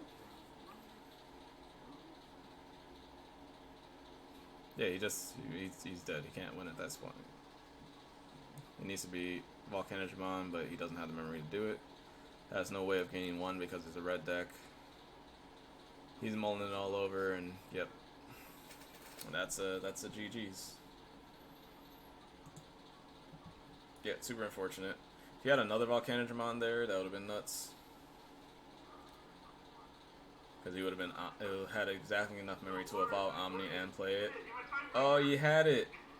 It was the next card. No, not like this. Tyrannomon could have won. That's super unfortunate. But yeah, that was a good game to watch. That green player definitely knows what's up. Definitely gonna build that and try that out sometime this week. Yeah, guys, I'm going to try and set up an actual time to stream. It'll probably be sometime in the morning though. So I'm thinking the next time I'll be on is probably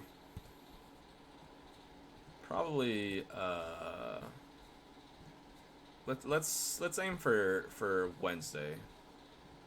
How about Wednesday? We'll aim for Wednesday morning stream. Let's say starting 9 a.m. 9 a.m. Pacific. Let's do that.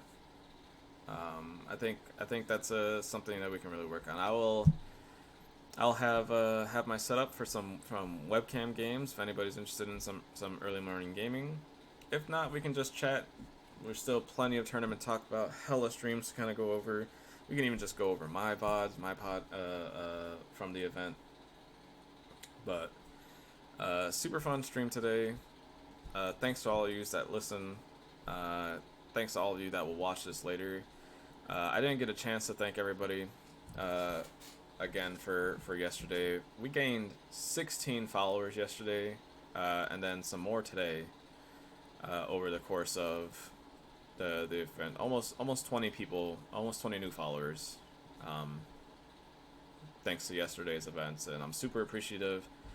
And I want to take the opportunity and the attention that I've gotten over yesterday's things to make some Digimon content that's a little bit more friendly towards you guys.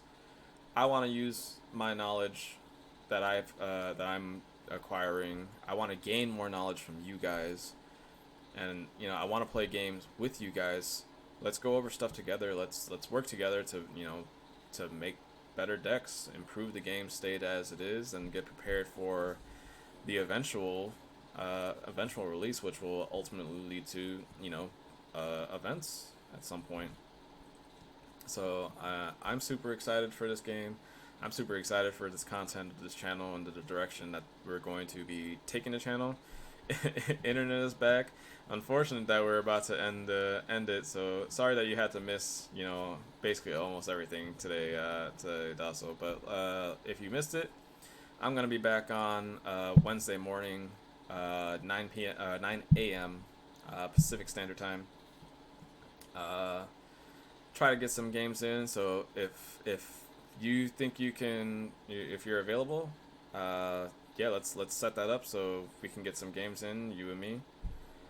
If not, we'll probably just do some chatting and maybe get some gameplay for sure. Yeah, I'll figure out a time frame that kind of works generically. If I need to adjust my sleep schedule where I sleep a little earlier and then wake up earlier to get some streaming in before work, I might do that. Or even just not adjust my sleep schedule and still do it anyway.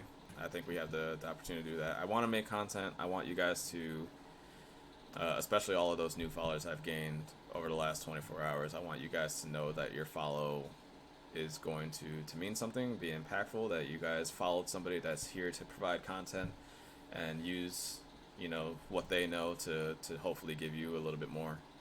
I still need to work on making the stream just look better. Yeah, super appreciative. I appreciate you guys. I appreciate all the Washington group for kind of helping me out this weekend.